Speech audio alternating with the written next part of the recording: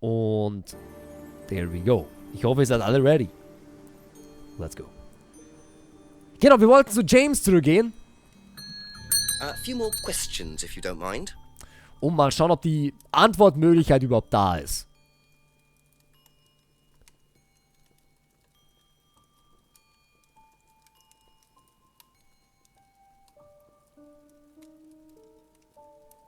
Ach so, er hat gesagt... But doesn't do it for the money. Ach so, das habe ich falsch verstanden. Only makes the mirrors for others. Scrying practice for various reasons. Mirrors just one way of scrying. Makes black scrying mirrors. Okay. Ich dachte, er sagt, er verlangt dafür nichts. Okay, das habe ich wohl missverstanden. That's all for the moment. Thank you. Alles klar. Das habe ich dann wohl nicht ganz verstanden, okay. Dann... Gut. Es ist die Frage... Chief anrufen. Update for the Chief. Phonebox. Auf zum Chief. Call the Chief. Mal schauen, was mit der Chief sagt. Für die neuen Informationen.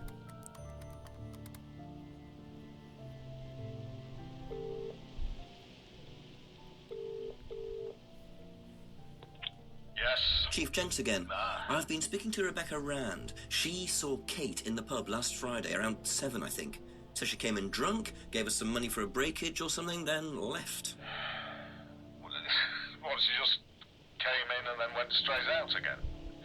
What did she break? I don't know, Rebecca didn't know either, or so she said. Doesn't sound right, does it? I mean, that money must have been for something. Quiz Rebecca, make a few suggestions, see if she bites. Simple as. Go on. Okay, thanks, Chief. Also Rebecca. Also ich muss jetzt scheinbar bei Rebecca was finden, laut Mr. Chief. Dann auf zum Pub.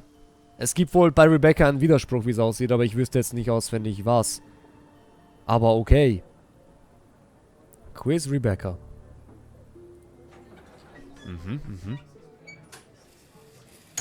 Die Frage ist, was? Sie hat eigentlich...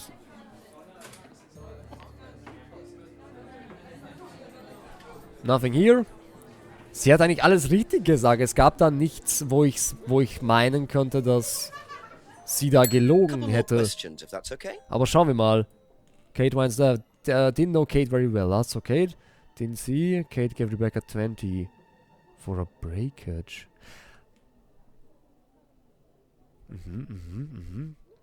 Was in die Windows? Photo frames? Doesn't know who broke the window. Aha. So, you said Kate gave you £20 for a breakage, but you didn't have a breakage. That's right. Do you think the payment could have been for the broken window? Could it have been Kate who was arguing? Well, I suppose it could have been, yeah. Could have been Kate, you're probably right, yeah. But you don't know who she was arguing with? No, I'm not sure. I'll ask around. Not realising Kate had broken the window. Rebecca really should have worked that out before now. Unless she did. But why would she lie about that? Pub argument. Rebecca heard Kate arguing with someone outside of the pub. Kates argument. Da könnt ihr mich noch umhören. Das könnten wir uns noch umhören. Das ist neue Sache. Okay. Be back later on, if that's okay. Gut. Den Widerspruch haben wir gefunden. Das ist schon mal richtig. Also ich würde schon gerne wissen, wie es in dem Spiel weitergeht. Also das Spiel hier weitergeht. Alles klar. Ja, ich auch. Es ist wirklich spannend. Und das Spiel, ich weiß noch nicht, wie lange es geht. Es ist sicher ein längeres Game. Wir werden es heute sicherlich nicht durchspielen, weil es dauert schon länger, das Game. Und mich interessiert es ist wirklich spannend. Es passiert zwar so gesehen nicht die Action, aber diese Vorstellungen, was passiert ist und so und wer der Mörder oder ob es überhaupt einen Mörder gibt und so, das ist schon sehr interessant. Gut, fangen wir an bei Paul Ryan Rand. Ah, hier wohnen sie nur. Ich habe noch keinen Zugriff zu Paul und Ryan. Gehen wir weiter Richtung James. Gehen wir zu James und fragen mal, ob er davon irgendwas weiß. Wahrscheinlich nicht. Ich glaube, James weiß gar nichts, ja. Doch, Pub Argument, kann ich fragen. Know anything about an argument at the pub last Friday? No. Das ist okay. Alles klar. James, vielen lieben Dank für diese großartige Hilfe. Du bist wie immer ein Stein auf der Straße. Nämlich nichts wissend. Danke, James. Wirklich, die großartigste Hilfe im ganzen Game ist James. Bis jetzt. Wirklich, ich muss schon sagen. Danke, James, für diese großartige Hilfe. Okay, gehen wir zu Simon und Emma. Mayfold, hallöchen, wunderschönen Freitag, mein Lieber. Danke fürs Einschalten. So viel dazu, Metorix. Sehr richtig, Metorix. Fragen wir Emma. Did you hear about an argument in the pub last Friday? No, I wasn't there. You weren't in the village? No, I went home last Thursday night, actually, to see my parents. But you do visit the pub. Oh, yeah, I mean, I know Rebecca quite well. We all went there quite a bit after college. Went home to see parents Thursday night. Knows Rebecca quite well. Went to pub after college.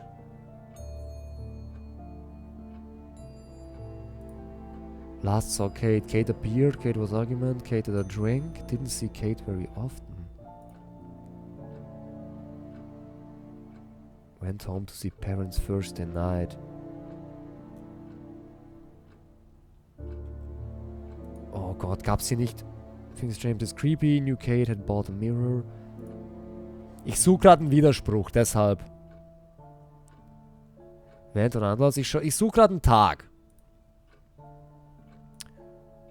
Wo ist da? Ist der Broken Pub? Knows about the Broken Pub, you know. Visited the pub on Monday. Die Frage ist halt, man weiß das Datum halt nicht, ja? Thursday night. Okay, ich glaube nicht, dass ich hier irgendwas argumentieren kann. Gehen wir zu Simon. Gehen wir zu Simon. Und fragen mal Simon wegen dem Argument. Know anything about an argument at the pub last Friday? No, I didn't go to the pub last Friday. What did you do after the course? Just went home. Came here. Just came straight back. Doesn't know anything about the argument. Went straight home after Atlas last Friday.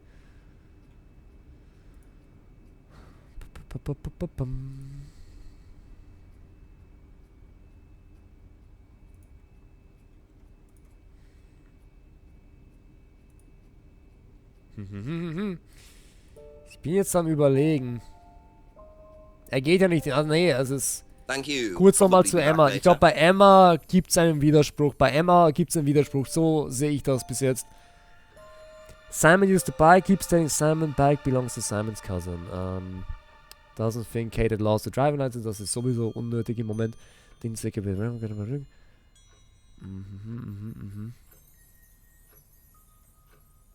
Kate was argumentative. Kate had a drink problem.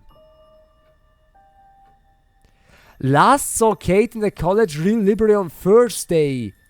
Moment. Went home to see parents Thursday night. Könnte das ein Argument sein? Nein. Weil, ja. Es ist zwar der gleiche Tag. Emma went home to see her parents late Thursday night, so wasn't around on Friday.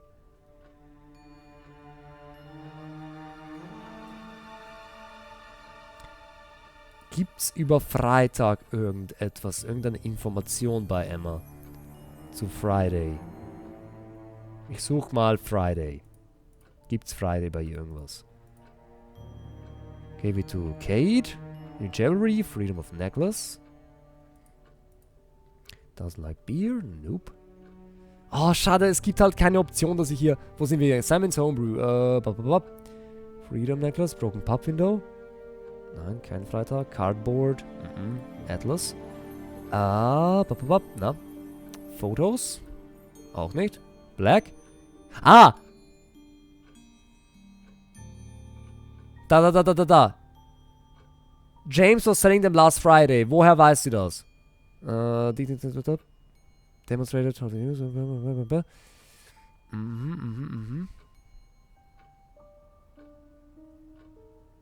Emma saw James selling the mirrors at the local market last Friday.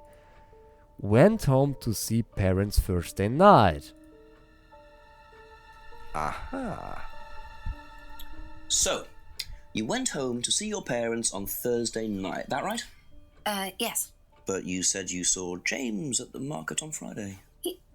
No, I went to see my parents on Friday night. What time did you go on Friday? 8 or 9. And you didn't see Kate at all on Friday? No.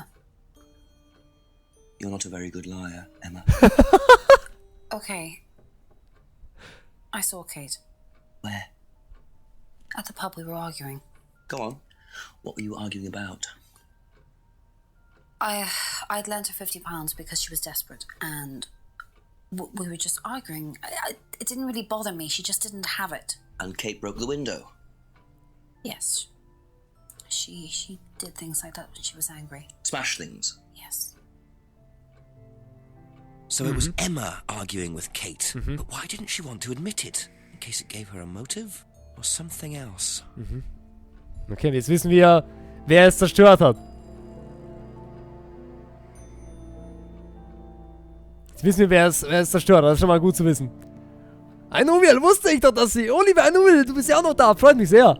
Schon als sie so gestockt hatte mit dem Donnerstagabend nach Hause. Ja, denn genau deshalb, lieber Anuviel, kam ich zu den Gedanken, hey, sie lügt doch gerade, das Stottern, das ist irgendwie, da passt irgendwas nicht. Ja, da muss was im Busch sein.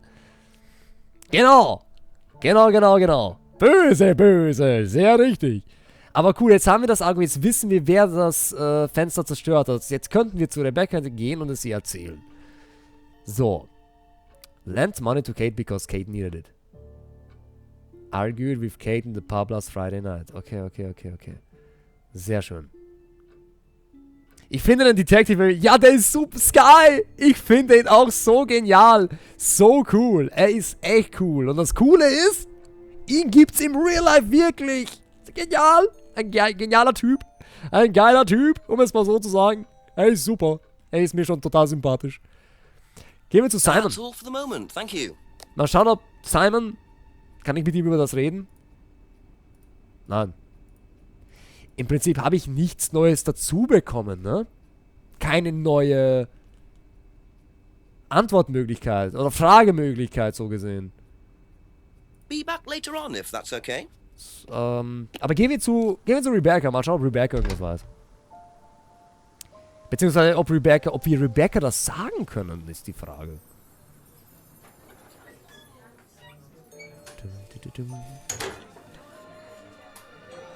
Press the bell. Just a few more questions, if you don't mind. Nein. Ich kann es dir nicht sagen. Aber ich muss trotzdem laut dem Chief muss ich trotzdem mit Rebecca etwas klären.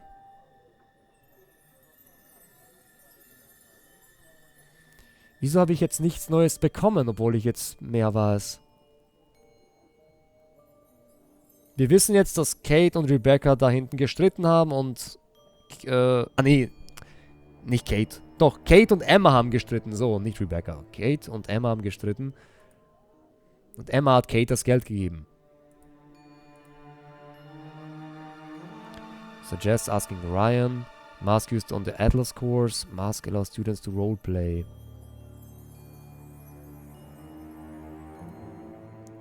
Ah! Habe ich jetzt... Oh.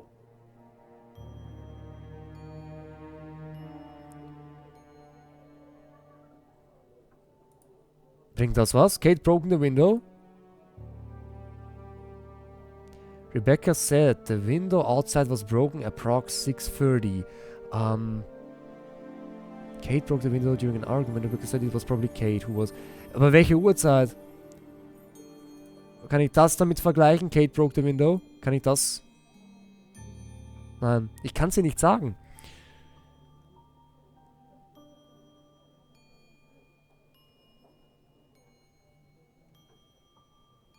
Kates Argument. Kann ich nichts machen. Okay.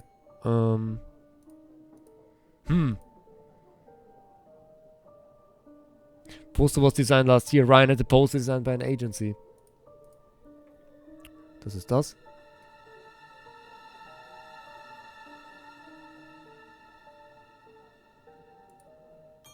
Doesn't know who broke the window. Ich kann es ja so nicht sagen.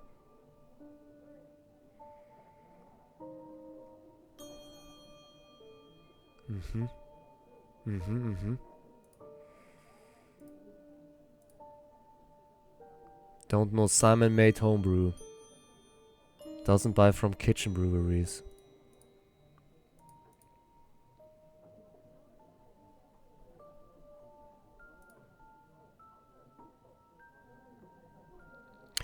Last saw Kate in the pub last Friday approx 7 p.m. Was ist, wenn ich jetzt das nehme, den sie Kate was will, und ich hier dann sage, dass...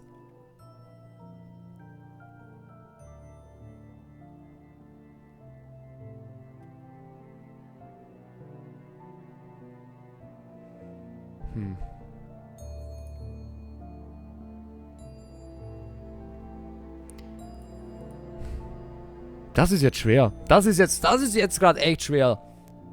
Was ich da jetzt argumentieren könnte. Was für einen Widerspruch ich nehmen könnte.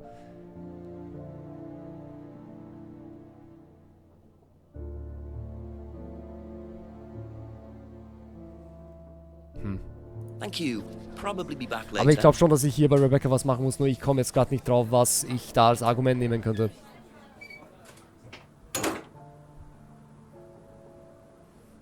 Wir brauchen ein Game wie das, nur wo Holy dann da herumläuft und Holy einfach er selbst ist. Das Game wäre so gut.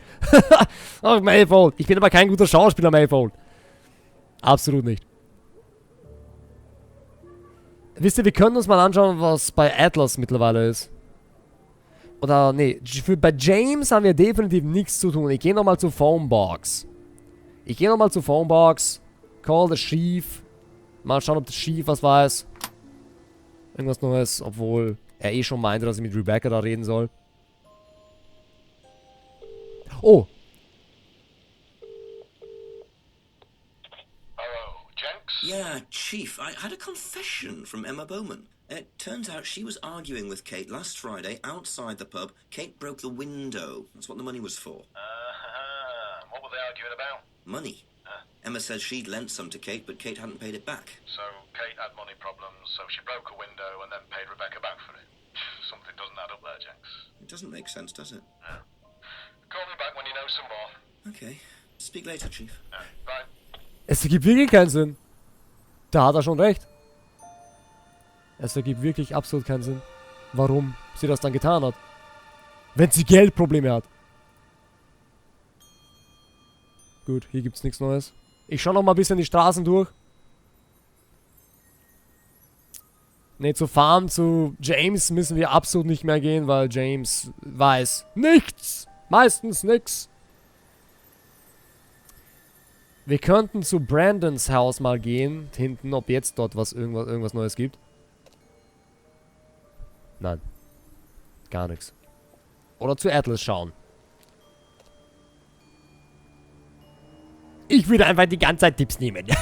Liebe Tami, klar. Wenn du immer wissen willst, wie es weitergeht, immer Tipps, natürlich. Aber ich würde gerne ein bisschen selber entdecken und wenn ich dann nicht weiß, dann klicke ich auf den Tipp. Beziehungsweise ich werde vorher diesmal euch fragen, ob ihr eine Idee habt, ja. Aber noch nicht. Noch probiere ich rum. Investigate behind the pub. Ich habe noch keine Lampe. Nothing. Im Pub. Glaube nicht, dass wir da noch was machen müssen. So. Was haben wir hier? Noch immer nichts. Ich gehe jetzt direkt zu Atlas. Schauen wir erstmal in den Wald. Into the woods. Eventuell ist hier wieder ein NPC. Ein RPC.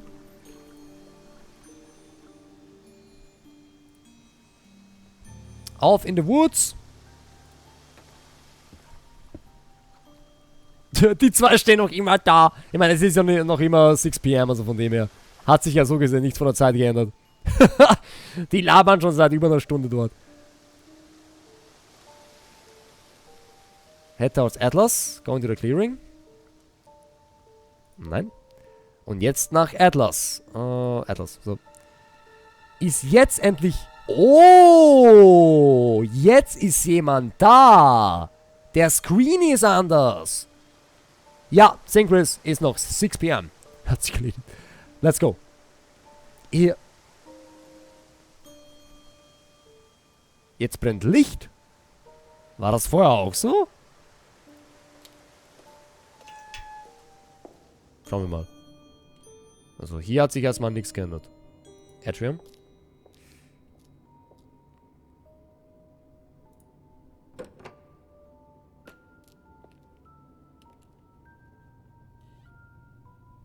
Nothing. Let's go back.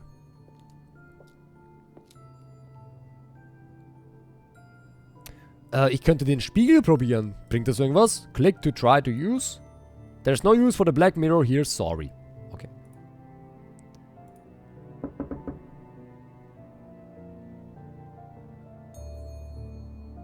Niemand da. Es ist keiner hier. Okay, gehen wir raus. Gut, Atlas ist noch nichts zu tun.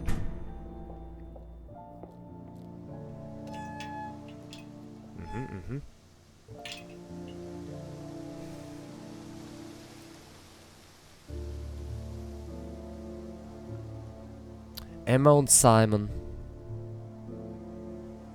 Ich glaube, dass ich bei Rebecca etwas argumentieren muss. Bei James, ich glaube, James ist sowieso... Dann gehen wir mal der Liste nach.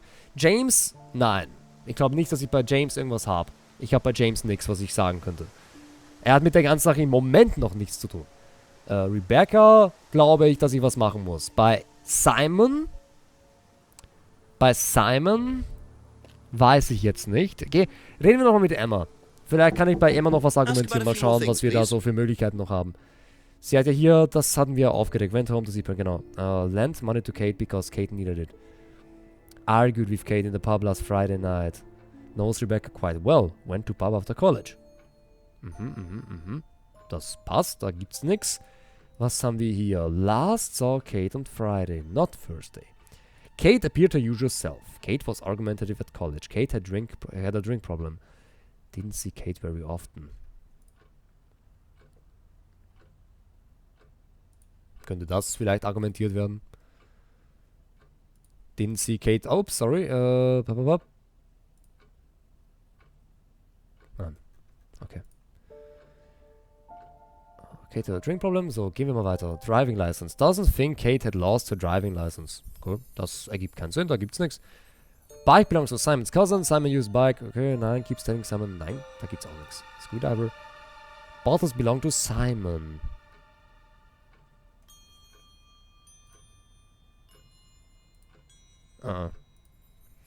Necklace is Emma's, but she gave it to Kate. Necklace called a freedom necklace. Kate bought lots of new jewelry.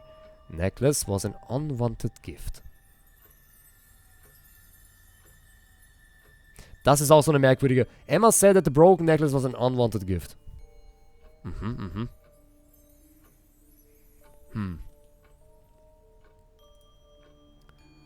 Doesn't like beer? Only drinks wine and hates spirits. Habe ich auch nix. Das passt auch. Nix. Broken pub window. Knows about the broken pub window. Visited the pub on Monday night with a friend. Das haben wir geklärt. Hasn't seen the mask. Da gibt's auch nichts. Went to an Atlas seminar with Simon. Only went once to Atlas. War da nicht etwas über Simon?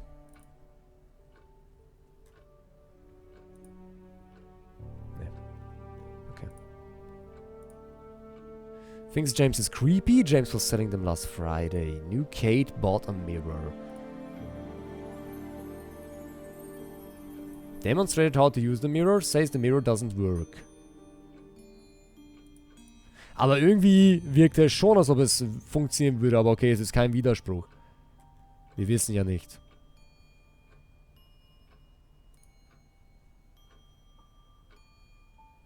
Nee, ich glaube, mit Emma sind wir fertig. Also ich finde jetzt hier absolut keinen Widerspruch noch.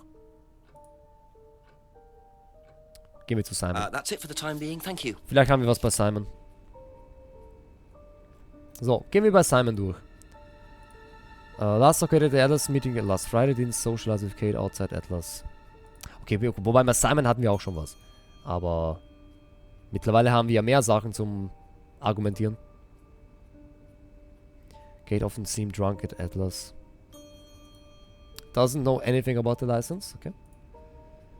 Bike belongs to Simon, bike is only way, okay. Bike is only way Simon can get to work. Makes his own homebrew, tried selling, but only sold to James. Doesn't see James very often. Okay, mit James.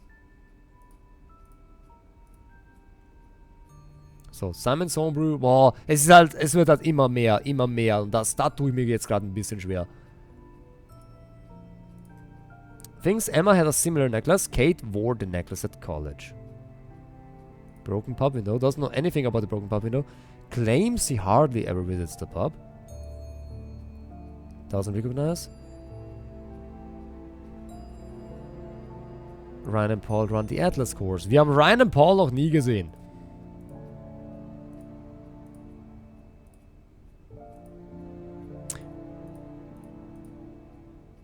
James is into New Age mysticism. James thinks the government is tracking him. Doesn't know anything about the argument. Went straight home after Atlas last Friday. Moment, war da nicht irgendwas? War da nicht irgendwas wegen Freitag? Moment. Okay, das passt. Das passt.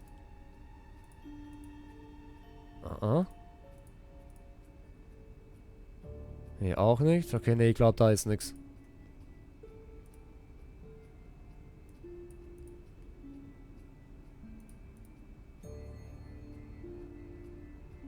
Nee. Okay.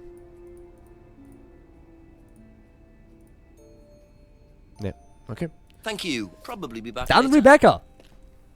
Ist er immer noch... Achso. So, Simon auch nix. Gut. Dann müssen wir wohl bei Rebecca was argumentieren, auf jeden Fall. So sehe ich es bis jetzt zumindest. Dass uns bei Rebecca was fehlt.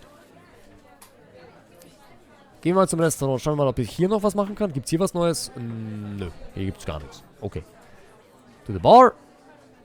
Zu Rebecca. Bisch. Bing. Couple more questions, if that's okay. Gut. Rebecca. Bin wieder da.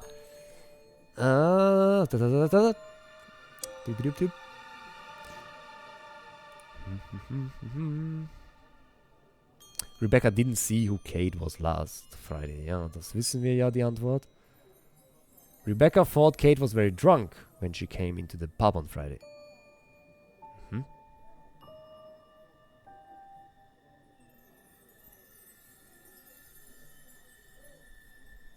Grüß mal den Mats.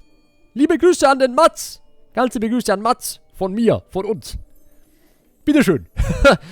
Bitteschön. Und wir sind nur liebe Menschen. Um Gottes Willen, keiner muss Angst haben. Keiner muss Angst haben. Keiner muss schüchtern sein hier. Es passiert hier nichts. Okay. Ich muss jetzt nochmal alles durchgehen hier. Herzchen für den lieben Mats. Genau. Genau. Didn't know Kate very well. Last saw Kate in the pub. Das passt auch. Eine halbe Stunde vorher war ja das mit dem Fenster. Weil sie ja ausgleichen wollte. Doesn't know if Kate had lost the license. Hasn't seen the license before. Dropped Zebra Key. Unlocked Bicycle. Sie weiß da gar nichts. Da auch nichts. Simon's Homebrew. Didn't know Simon made homebrew. Buys from a microbrewery. Doesn't buy from kitchen breweries.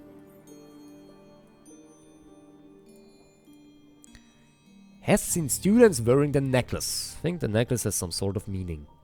Hasn't seen anyone wearing one recently. Okay. Heard about an argument between two girls. Taped over the broken window to make it safe. Rebecca is strict about bearing clients.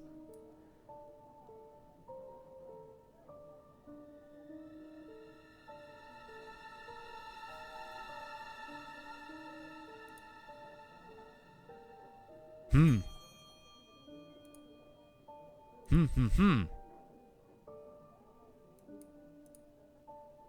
Keine Ahnung. That's all for the moment. Thank you. Ich werde mir einen Tipp holen jetzt. Ich weiß es gerade absolut nicht. There must be a contradiction somewhere. Ja, und den suche ich gerade. Vielleicht kann ich ja doch bei James einen Widerspruch geben. Gehen wir zu James. Zum unnötigsten Character in Game bis jetzt. Bis jetzt. Aufzufahren.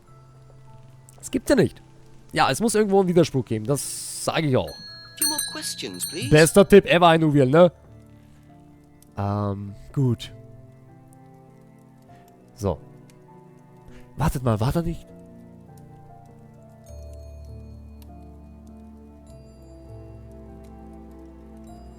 Er hat... Ne, blöd, Moment mal. Wo ist die Maske? Da. Da ist noch anything, okay. Makes back mirror just... only makes the mirrors for others, sells the mirrors but doesn't make a profit. Has seen the post at college. Hasn't discussed the course with Simon. Doesn't recognize the mask. Doesn't recognize the card. Traded his herbal tea for Simon's homebrew. Says Simon's homebrew is very strong. Didn't know about Simon's bike. Last saw Simon about a month ago.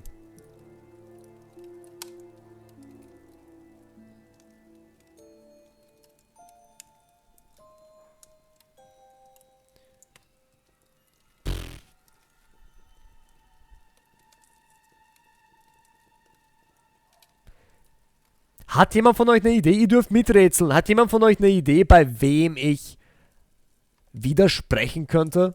Ich weiß, es ist beim Zuschauen ist schwer, weil ihr seht ja nicht lang die Antworten. Ich lese sie durch und gehe dann weiter. Für ihr seht das ja nicht mehr, aber ihr dürft miträtseln jetzt für diese eine Stelle gerade jetzt. Ihr dürft da jetzt miträtseln. Was glaubt ihr? Bei wem könnte ich argumentieren? Bei wem könnte ich argumentieren? Widersprechen.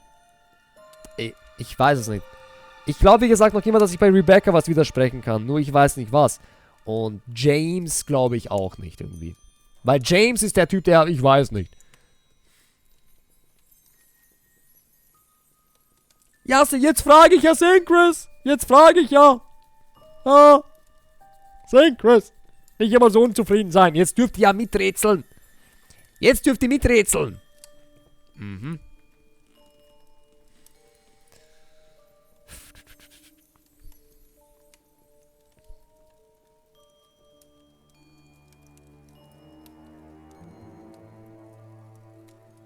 James said he knew Kate through Emma, Simon's girlfriend.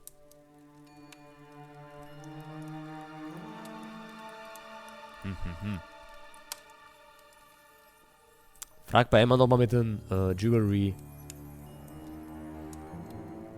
Hab ich schon, Claudia. Bei Emma? Sie leiht jemandem Geld, mit dem sie nicht socialized. Oder das Geld leihen und Kate kauft bei viel teuren Schmuck. Vielleicht bei Emma didn't see Kate very often and gave money to Kate.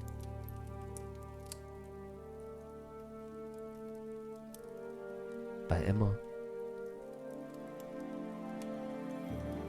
Ja, es wäre eine Idee, Tommy, ja. Genau, man kann innerhalb nur... Genau so ist Synchros. Innerhalb nur einer Person. Also man kann hier nicht die anderen Personenaussagen mischen. Nur bei der Person, die hier zur Verfügung steht.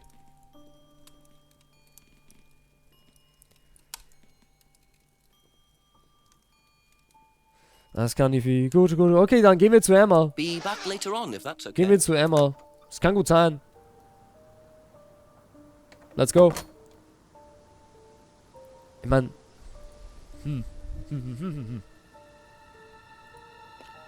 Merkwürdig. Ask you a couple more things, please. So, was war das nochmal? Das war... Didn't see Kate very often. Ja. Und dann das mit dem Geld, ne? Wo war das mit dem Geld? The money. War das beim Broken Window? Lend money to Kate.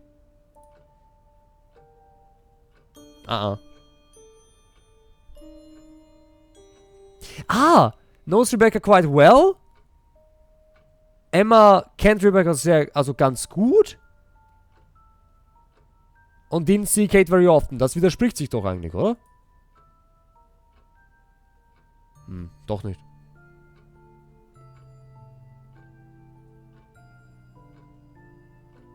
Auch nicht. Ist nicht richtig. Also eure Vermutung ist auch nicht richtig. Obwohl es logisch wäre. Ja. Es wäre wirklich logisch.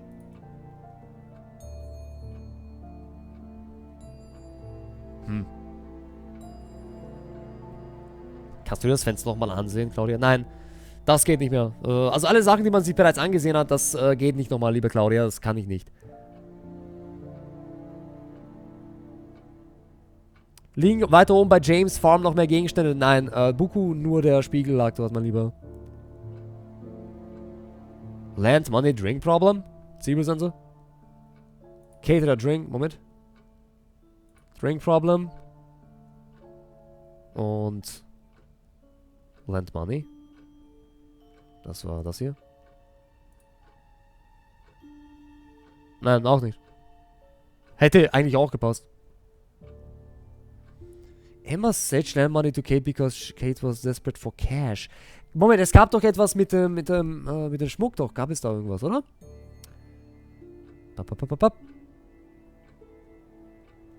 Und zwar gab es hier irgendwo Necklace is Emma's, but she gave necklace called Freedom. Genau. Kate bought lots of new jewelry. Moment. Das hier? Das hier? Aha. So you lent money to Kate because she was desperate, but she bought loads of jewelry and things. So why were you lending her money? Well, no, it's because, It wasn't about money, was it, Emma? No. Go on. What was it really about? We were arguing because she was going to blackmail Ryan, the guy from Atlas, over an affair he was having and then tell his wife if he didn't give her the money. Ryan's affair with Kate? No, I don't know. I think he was having an affair with another student and Kate found out. And why were you involved? Because I didn't really agree with it. I didn't agree with what she was doing, even if he did have an affair. Were you friends with Ryan? No, I'd never met him. You just thought Kate was wrong? Yeah. Not sure about this. Emma's either on a moral crusade, or there's another reason she was worried about Kate blackmailing Ryan. Okay, das war schon mal gut. Also ihr wart auch schon sehr nah dran bei dem Ganzen. Okay. Aber Emma war richtig. You got this, Beards. You got this. So, dann hätten wir das. Das nächste geklärt. Okay. Gibt es noch etwas, was offen wäre? Moment mal, wo waren wir denn jetzt? Kates Argument. Has never met Ryan. Tried to persuade Kate not to blackmail Ryan. Kate wanted to blackmail Ryan over his affair. Argued with Kate in the pub last Friday night. Okay. Has never met Ryan? Moment, war hier nicht irgendwo das mit der Maske? Wo ist die Maske? Hasn't seen the mask, okay.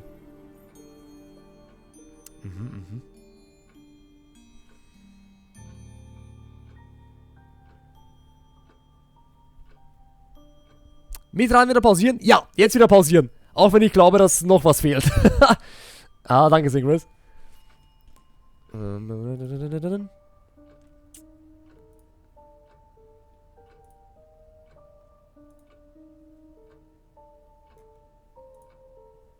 Okay. Also zum Argument kamen jetzt einige neue Sachen dazu. It's never met Ryan. Tried to persuade Kate not to blackmail Ryan.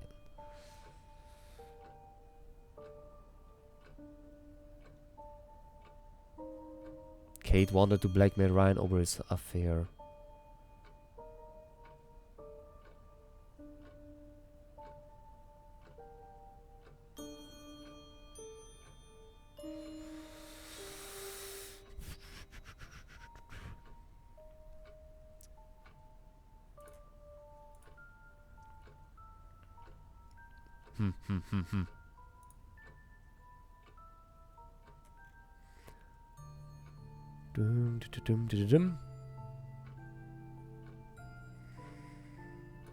Diese Argumente bringen mir auch bei Rebecca nichts.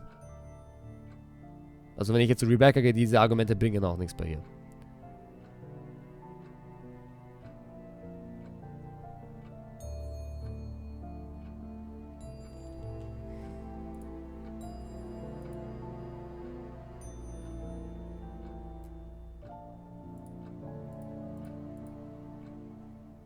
Okay, that's it for now. Ich gehe mal zu Simon, mal schauen, was bei Simon für Optionen da sind für mit dem Argument.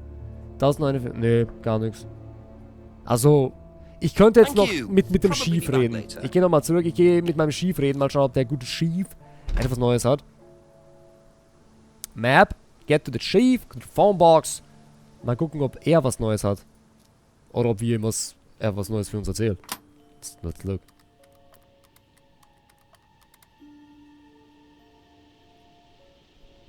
Mhm. Is it Jenks by any chance? Yes, Chief. Surprise, surprise. More news. Turns out the argument between Emma and Kate wasn't about money. Apparently, Kate was going to blackmail Ryan Rand because she had information that Ryan was having an affair with a student.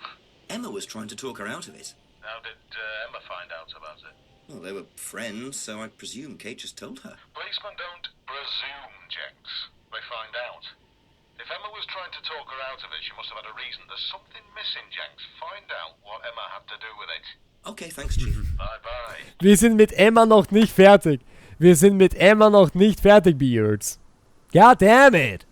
Gehen wir nochmal zu Rebecca. Ob ich bei Rebecca was machen kann. Wir sind mit Emma noch nicht... Bei Emma gibt's wohl noch ein Argument. Oder mehrere. Ich weiß es nicht. Widersprüche. Das ist ein Wahnsinn hier. Jetzt wird's langsam echt schwer. Questions, if you don't mind. Kate's Oh. Rebecca told Jenks... Okay. Nix. Nope. Da auch nix. Nein. Cardboard. Things to mouse in Ryan's. Nope.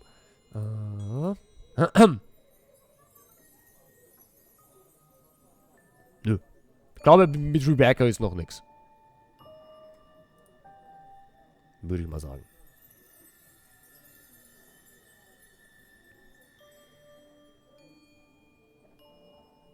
Okay. Thank you. Probably be back Zurück later. zu Emma.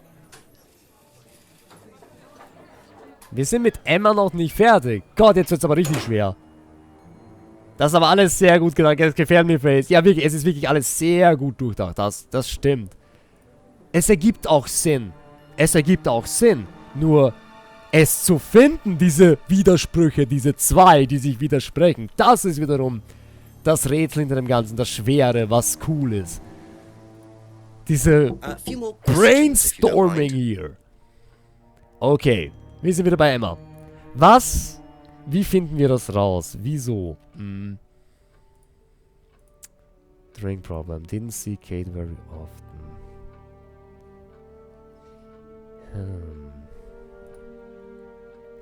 Ich glaube, wir müssen jetzt mit diesen Argumenten weitermachen. Das haben wir jetzt freigeschaltet. Never met Ryan. Das können wir noch nicht eruieren, ob es stimmt, weil wir nichts Gegensätzliches haben. Tried to persuade Kate not to blackmail Ryan. Also sie hat versucht, es Kate davon abzuhalten, Ryan zu verpetzen. Emma explained that Kate was going to blackmail Ryan over an affair he had.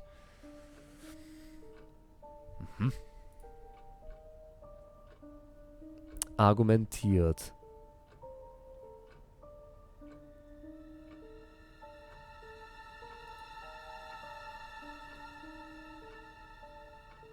Kann mich hier gar nicht konzentrieren, Mann! Mein Gehirn setzt auch langsam aus, muss ich sagen. Ja, es ist schon 22 Uhr. Mein Gehirn fängt auch schon langsam an auszugehen und die ganzen funktionierenden Gehirnzellen fallen langsam aus, weil ich langsam müde werde so ein bisschen und ich die ganze Zeit überlegen muss, was zu jetzt hier noch passt. Geht mir genauso.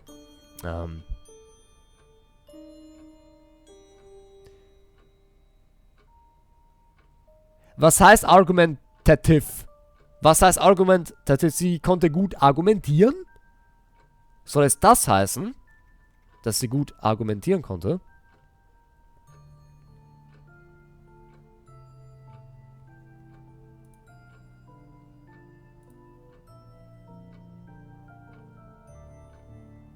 Monday Night. Moment. Broken Pub. Visit the pub on Monday Night.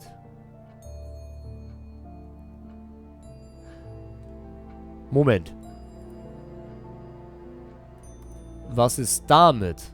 Also wenn ich jetzt sage, I visit the pub on Monday Night with a college friend. Und wenn ich jetzt das sage, I go with Kate in the pub last Friday night, das sind verschiedene Tage wieder.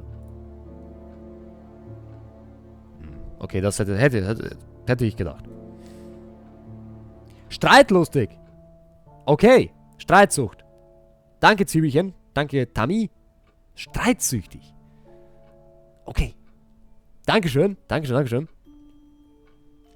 Ich bin auch kein perfekter Englisch-Kenner. Redner und so weiter.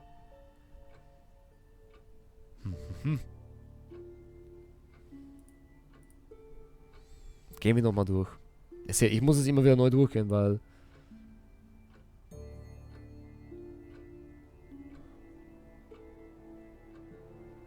Didn't see Kate very often. Ich meine, Emma kannte Kate gut. Aber dass sie sich nicht oft gesehen haben... Ich weiß nicht.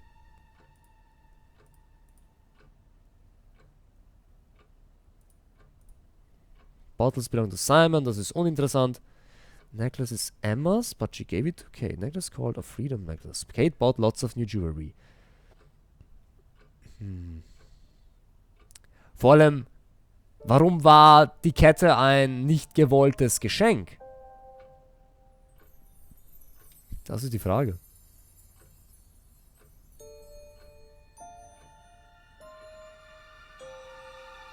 Doesn't like beer.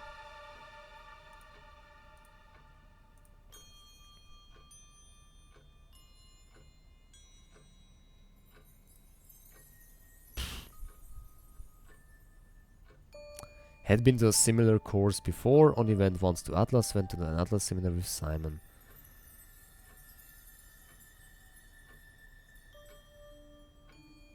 Oh, Moment mal. James was selling them last Friday. Achso, okay, das ist nur die Information. New Kate had bought a mirror.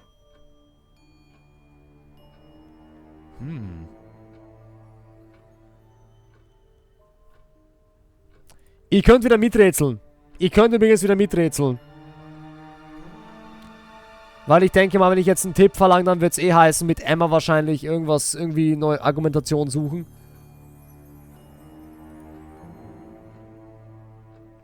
Ich schau mal auf den Tipp. That's all for the moment, thank you. Ich bin gespannt, was mir der Tipp sagt. Was würde mir der Tipp sagen? Wie könnte es denn weitergehen?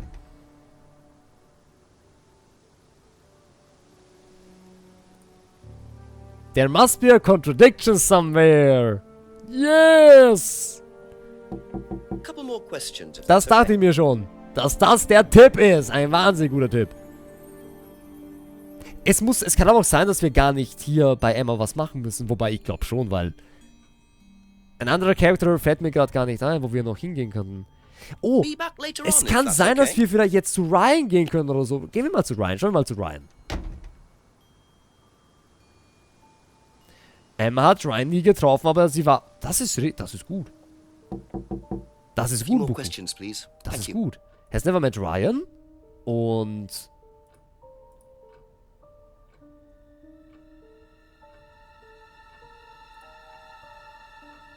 Aha. Geil. Sehr gut. You said you went to an Atlas meeting with Simon. Yes.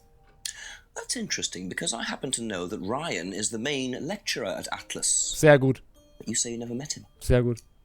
Why did you say you don't know him? Okay, I need to tell you something. I just need to make sure Simon doesn't find out. I won't be telling Simon anything he doesn't have to hear. And you can't tell Rebecca either. Go on. Okay, so the affair that happened was between Ryan and I. I was having the affair, and Kate knew. So Kate was blackmailing both of you? No, she didn't care about me. It was part of the course, you see, having to take all these risks. She thought it was funny to turn her back on Ryan. She thought I wouldn't care. But you did. Yes, I was already with Simon when Ryan and I, and I didn't want Simon finding out, and Kate thought that he wouldn't, but I didn't want her risking it. And then if Rebecca found out, then Simon would definitely have found out, and then it would have blown up and it would have just been a big mess. And so you just argued and what? Well, she just stormed off and broke a window. And that was it? You didn't see her again that night? No. Are you sure? Yes. I promise. Sehr gut. Ich wusste es! 7 o'clock. So, Ryan's a bit of Lothario, is he? I think it's time I met this Ryan Rand face to face. Auf zu Ryan. Wir haben 7 PM. Stunde vergangen. Sehr cool. Danke, Buku. Danke, Buku. So, jetzt wieder Tipps zu Ende. Tipps aus. Es geht wieder mit dem... mit dem, ja... nutzlosen Detective Holybeard weiter. Ach du meine Güte. Wahnsinn. Ey, ich wäre drauf nicht gekommen. Ich dachte, damit wäre das geklärt. Ich wusste nicht, dass das mit Atlas und Ryan das so zusammenhängen könnte. Der Widerspruch. Aber es ist logisch. Irgendwie. René, hallöchen, du geiler Beard. Einen wunderschönen geilen Freitag und einen schönen Start ins Weekend, René. Und dir noch einen wunderschönen Tag und viel Spaß bei deinem Stream. Ich denke, ihr startet bald, ne? Mit 7 Days to Die. Viel Spaß euch beim Überleben auf jeden Fall. Haut rein.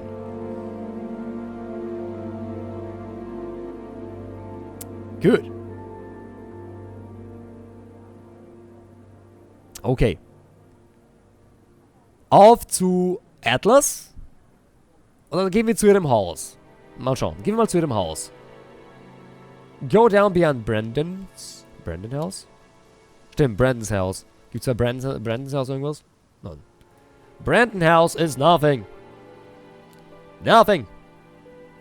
Mhm. Na dann, auf zu Atlas. Jetzt wird wohl jemand mal da sein, oder? Ein neuer Real-Life-Character. Go into the Atrium. There we go, Beards. Und ich hoffe, dass jetzt jemand da ist.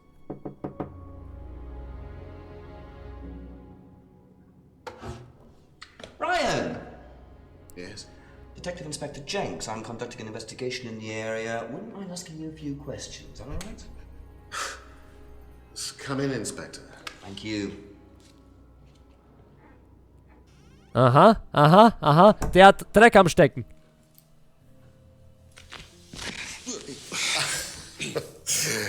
Drink, Inspector. I'd better not, eh? So you wanted to speak to me? I believe that Kate Vine was a student at Atlas. Kate Vine? Well, yes, she was. All of this has been thoroughly investigated, Inspector. It was suicide. Well, we have reason to believe there may be rather more to it than that. Really? Well, then, in that case, I'd be prepared to assist in any way possible. Thank you. A pleasure.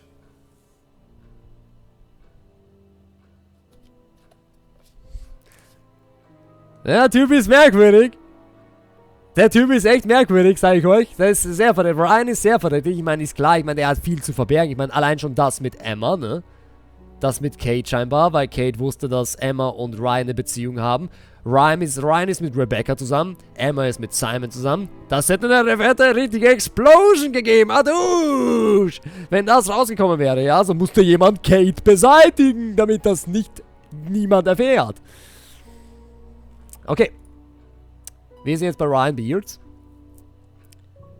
Aber wie Janks, also wie wir, einfach rein sind. Hey, hello there, is Chief Inspector Jenks here. Hallo, was ist los? Wer bist du überhaupt? Whisky? Beast. Kommen Sie rein. Der war super. Und wir direkt hier uns selbst eingeladen. Detective hier. Ich will hier rein. Get in there. Genialer Charakter. Das Layout, ja, Face, das stimmt. Es ist auch sehr creepy gewesen bis jetzt. Wie kann man mit dem eine Affäre haben, Dummy? Dummy? Diese Personen gibt's in Real Life. Nicht so gemein sein. Das ist Real Life. Okay, wir reden über Kate Vine's Death. Let's do it. I believe the last time you saw Kate Vine was at the pub last Friday, then you came straight back with some of the students, is that right? Yes, I like to have a glass of port or two after a long day. Benefits of being married to the landlady. How did she seem that night? The landlady? Kate. Oh, Kate. Well, she was her usual self, drunk. That was usual. It was for her, yes. I mean, it didn't impair her ability, though. She was a very bright star, lots of potential, very enthusiastic. So she seemed to be enjoying the course? Well, as far as anybody could tell, yes.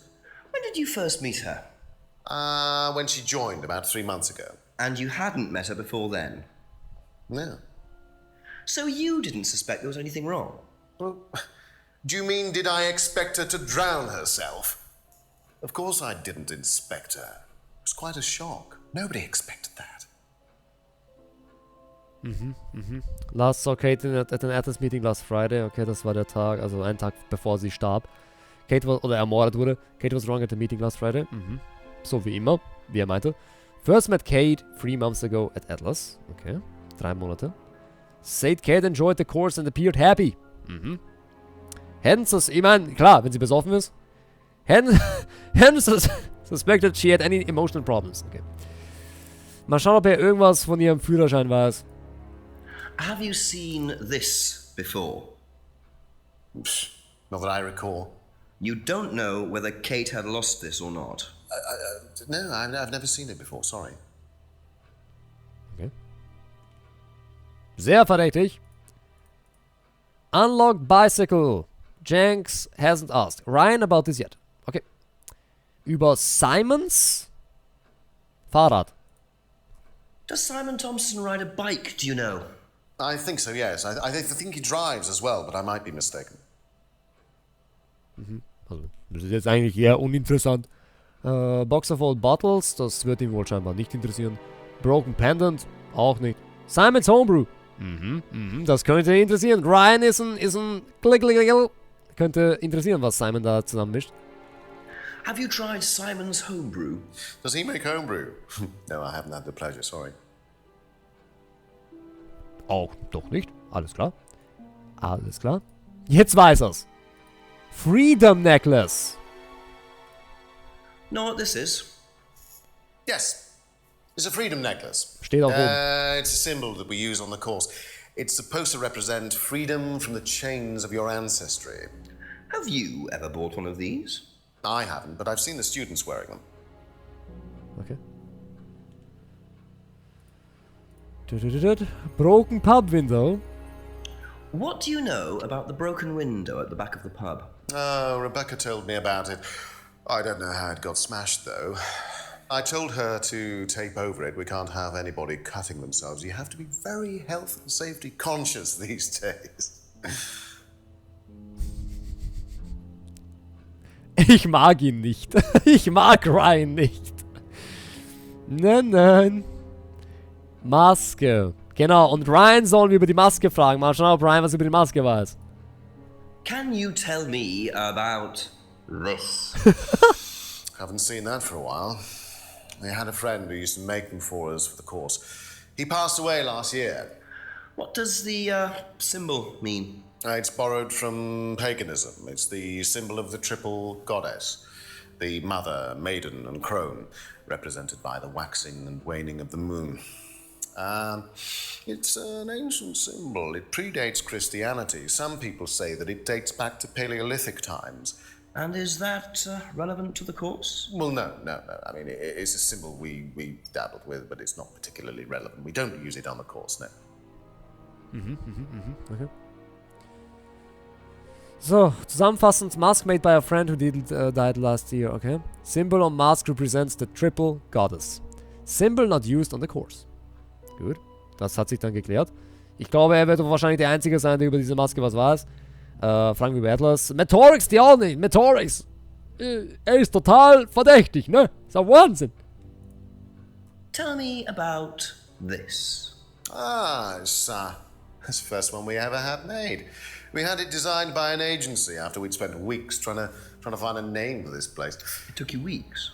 Don't be like that, Inspector. I thought it was a rather grand name. Actually, if I'm being honest, I plucked it out of thin air one night in the George while I was having a few gin and tonics. Well, actually, somebody left a book and I stole it. Atlas name picked randomly. Was the first poster for Atlas. Poster designed by an agency. Oh, der Spiegel. Have you seen one of these before? I believe that looks like a scrying mirror to me. Er kennt's. You have seen one before. Well, I used to have one myself, actually, along with lots of other bits and pieces of that nature. Silly things, you know. Really? Yes, when I was in my teenage years, I had quite an obsession with that kind of thing. I was a very somber child, and well, not that you could tell, always playing fantasy games, reading books about that kind of malarkey, you know. What sort of books did you read?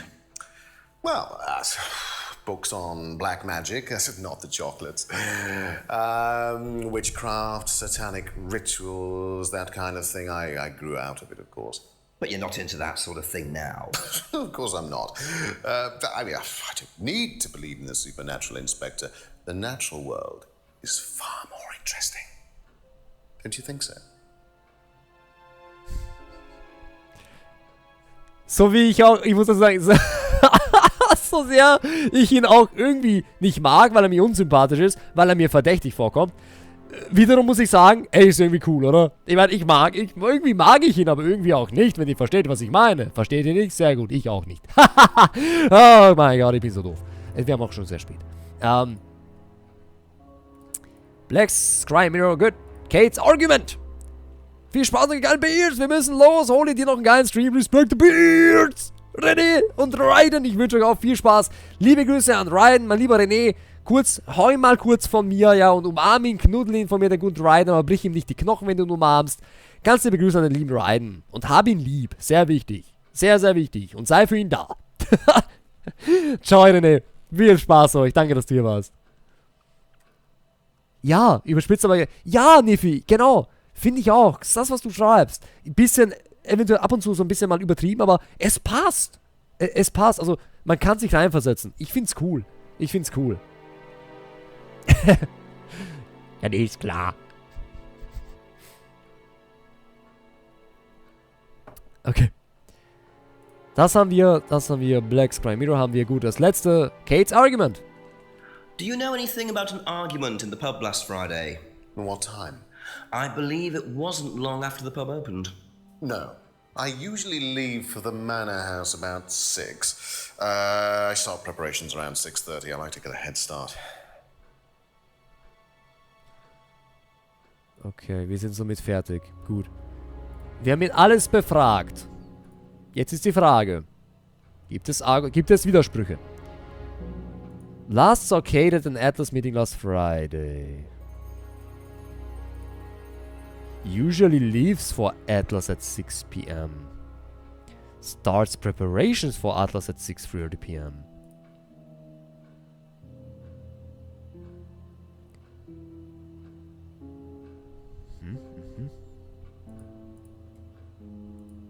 Has never seen the license. Doesn't know if Kate had lost the license.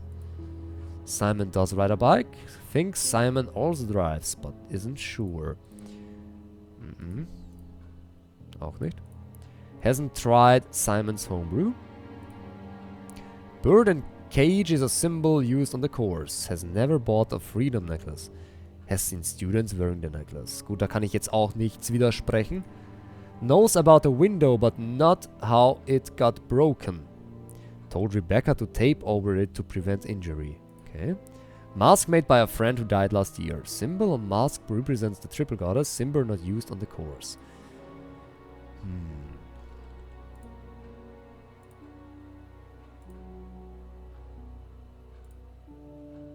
Poster designed by an agency was the first post of Atlas. Ist das Symbol nicht hier oben? Das da? Irgendwie? Wenn ich mir das jetzt so anschaue? Nee, oder? Nee. Das Symbol schaut anders aus. Ja. Okay. Used to have a black mirror himself, used to read about black magic and satanic rituals. Doesn't believe in anything supernatural now. Okay. Usually leaves for Atlas 6 p.m. Am liebsten würde ich vor seinem Denkerblick ein Foto machen, Little Rose. Man muss hier nachdenken, es ist wirklich Brainstorming over 9000.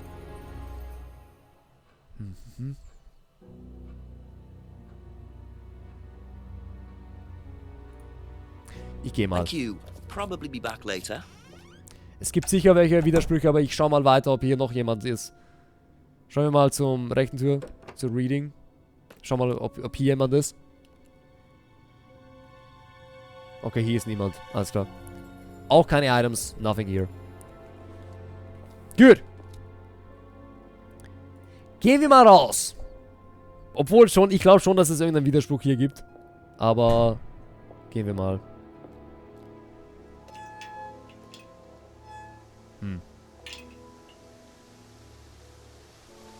Map. Vor allem die Frage ist, wo ist Paul? Wo könnte Paul sein? Go down beyond Brandon House. Gehen wir mal hier runter, reden wir mal mit Chief. Der Chief.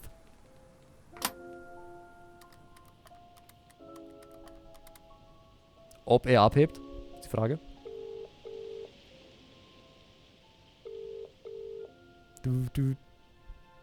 Nothing. Okay. Chief ist außer Haus. Goodbye, Chief.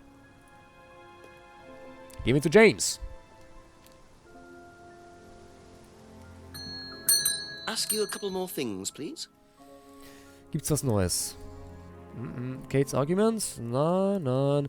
James, bei James wissen wir das Allerwenigste. So, wir haben nichts Neues über Ryan. Hier zusätzlich. Okay. Nee, ich glaube, dass wir ein Argument finden müssen bei Ryan. Bei diesen Schuhszene muss ich immer an Men in Black denken. Bitteschön. Men in Black.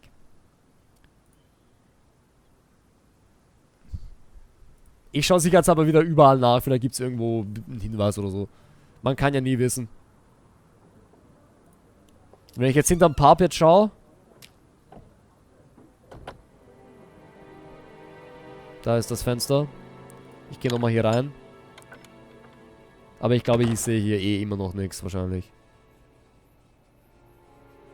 Ich kann diesmal da gar nicht nach hinten gehen. Interessant. Okay. Alles klar. Das liegt aber wahrscheinlich daran, weil ich noch kein Item habe, was ich dazu verwenden könnte.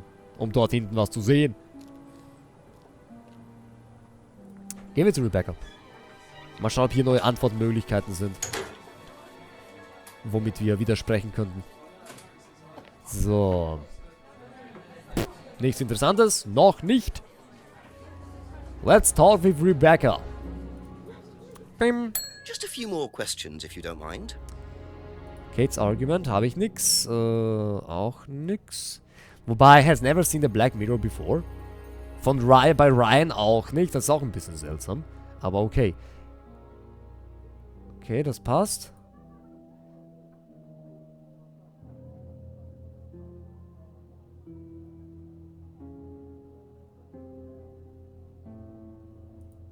Nee, Beards, ich glaube. Ich glaube, wir müssen bei Ryan einen Widerspruch finden.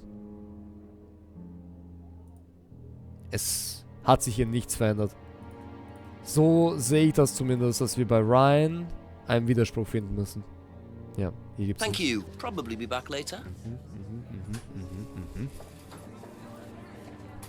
Nein, da wollte ich gar nicht hingehen. Dammit.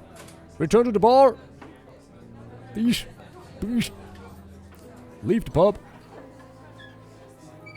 Es gibt nämlich keine neuen Antwortmöglichkeiten. Und solange es keine neuen Antwortmöglichkeiten gibt, Beard, gibt es nur eine Chance, dass wir das lösen, wo wir gerade neu sind. Und das ist Ryan. Aber hier ist nichts. Gut. Auf geht's, Atlas. Zurück zu Ryan. Da gibt es sicher auf jeden Fall irgendwas. Wir müssen jetzt schauen, was als Widerspruch gelten könnte. Auf geht's. Jetzt gehen wir wieder so rein. Ask about a few more things, please. Gut, dann fangen wir nochmal von vorne an. Kate's argument doesn't know about the argument in the pub. Usually leaves for Atlas at 6 p.m. Starts preparations for Atlas at 6:30. Vorbereitungen um 6:30 Uhr am Abend. Für den nächsten... Usually lives... Das verstehe ich jetzt nicht. Er verlässt Atlas um 18 Uhr. Und um 18:30 Uhr macht er Vorbereitungen für Atlas für den nächsten Tag. Moment, wie steht das hier?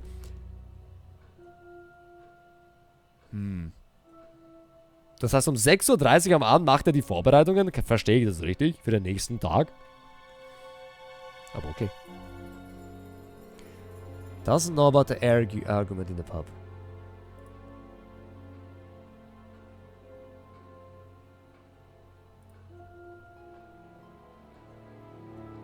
Er geht um 18 Uhr zu Atlas hin, heißt das? Ach so! Ach so, ich dachte, das heißt, er verlässt. Usually lives for Atlas. Er verlässt... Okay, danke. Danke, Buch. Okay, danke schön. Okay, das habe ich jetzt nicht ganz verstanden. Und um 18:30 Uhr... Alles klar. Oh, jetzt verstehe ich das ein bisschen mehr. Okay. Geht um 18 Uhr nach Atlas und dann um 18:30 Uhr. Gut. Danke. Das habe ich jetzt nicht... Ich dachte, das heißt verlassen, aber leaves for Atlas. Das for habe ich ignoriert. Danke, danke, danke, nicht wie danke, Buch. Sehr schön. Das passt. Habe ich falsch. Wie gesagt, ich bin auch kein perfekter Englisch-Kenner. Muss ich zugeben. Gebe ich auch zu. Ich verstehe zwar zu 70-80% Englisch, aber die 20-25%, die restlichen, die bin ich auch nicht so befreundet damit. Gut. Gut. Kate was drunk at the meeting. First met Kate 3 months ago. Said Kate enjoyed the course and appeared happy. Hadn't suspected she had any emotional problems. Has never seen the license. Doesn't know if Kate had lost the license. Okay. Simon does ride a bike. Thinks Simon also tries, but isn't sure. Broken pendant. Hasn't tried Simon's homebrew. Bird and cage is a symbol used on the course. Has never bought a freedom necklace. Has seen students wearing the necklace. Alex James.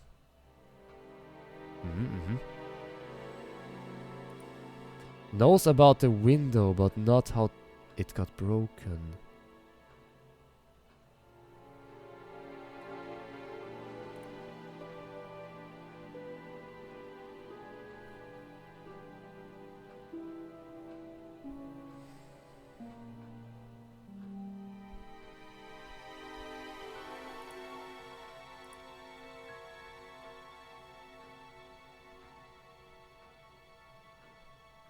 Genau, ja, stimmt schon. Er weiß ja nicht, wie es passiert, oder warum, oder wie es passiert ist, das stimmt schon. Told Rebecca to tape it over.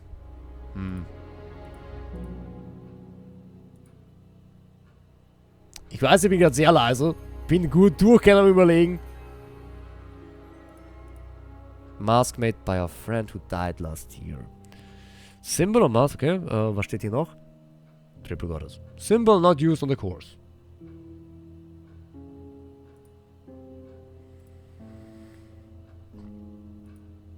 Ich wähle das mal aus und Atlas Advertising, Poster Design by an Agency. Nee. Das ist mir halt etwas verdächtig. Was the first poster for Atlas? Ne? Oder... Das hier? Wahrscheinlich auch nicht.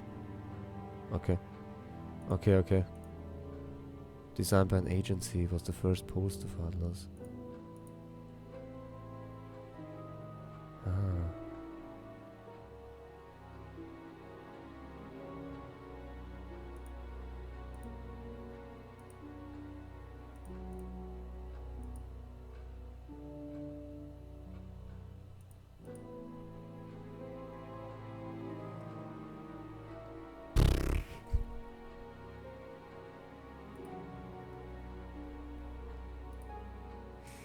Nur so eine Frage an euch, findet ihr hier einen Widerspruch? Ich meine, ich habe jetzt alles durchgesehen schon langsam. Findet ihr einen Widerspruch? Einfach nur ja oder nein, noch nicht die Antwort schreiben, aber findet ihr einen Widerspruch hier drin? Wo ihr euch ziemlich sicher seid, dass es ein Widerspruch ist? Ja oder nein? Bitte nicht die Antwort, sondern nur ja oder nein schreiben. Oder gar nichts schreiben, einfach nur, oder ja oder gar nichts schreiben. Ja, ich sehe keinen. Es kann sein, dass ich noch irgendwas erledigen muss. Ich brauche scheinbar vielleicht noch irgendeinen Gegenstand oder so, damit ich hier irgendwas widersprechen kann. Eventuell bin aber nicht sicher, okay? Bisher nicht, okay? Ja, weil ich glaube, wir müssen noch irgendwas finden. Ich glaube nicht, dass wir jetzt was widersprechen können, weil erstens, wir haben das allererste Mal mit ihm gesprochen. Ich denke mal nicht, dass er irgendwas lügt oder irgendwo... Du hättest eine Idee, Tami, nicht sicher, okay? Sagen wir es mal so.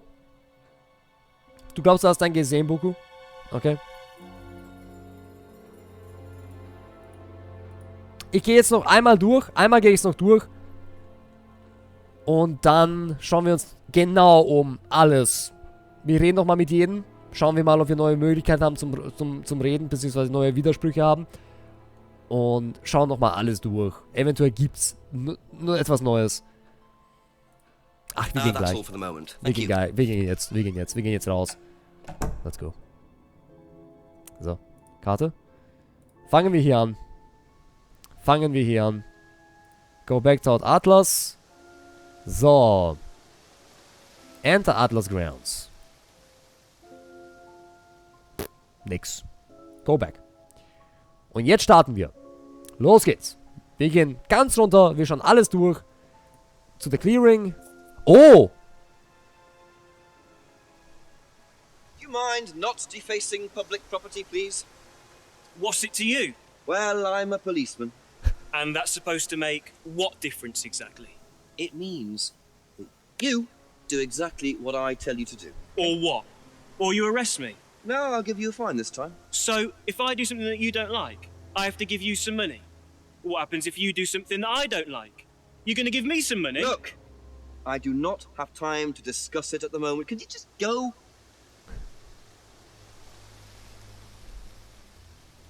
Pathetic.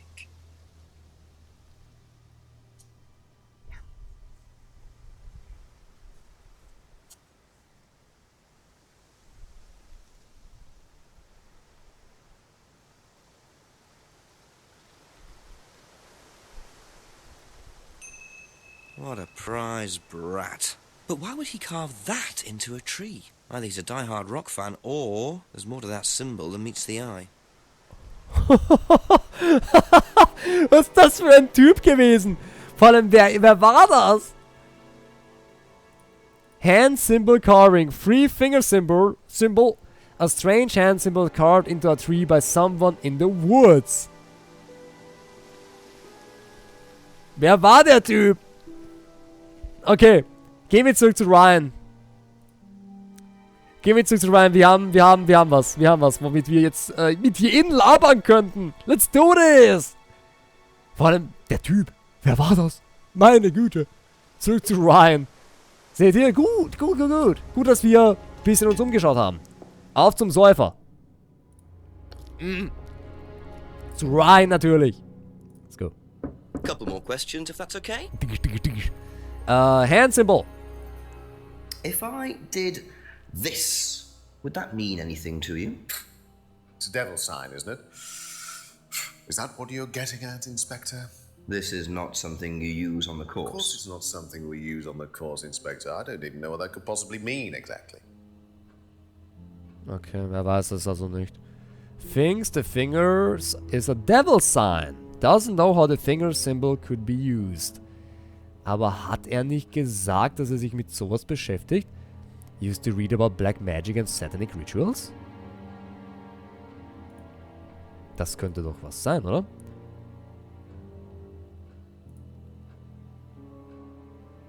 Okay. Thinks the finger is a devil sign. Obwohl, Moment.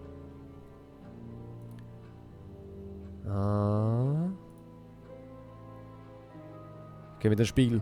Doesn't believe in anything supernatural now.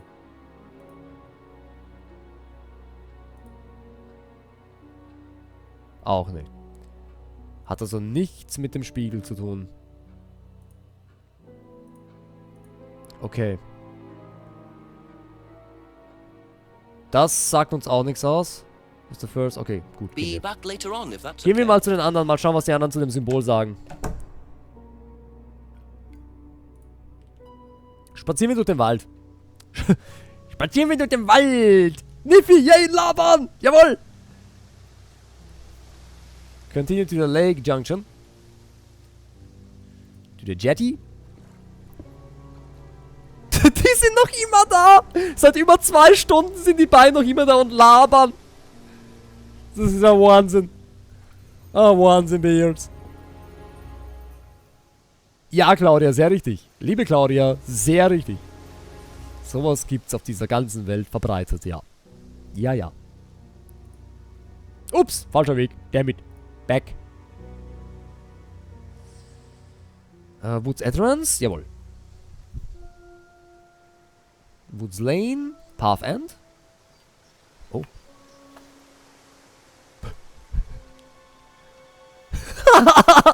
What are you? Private eye? No, I'm a police inspector. Who are you looking for? I'm investigating a death in the village. That student, then. They did one last year, too. Same place. Did what? Drowned a student. Ask that psycho about it. He runs that business cult thing up at the big house. Bunch of nut jobs. Hey, what was the student's name? Liam... something?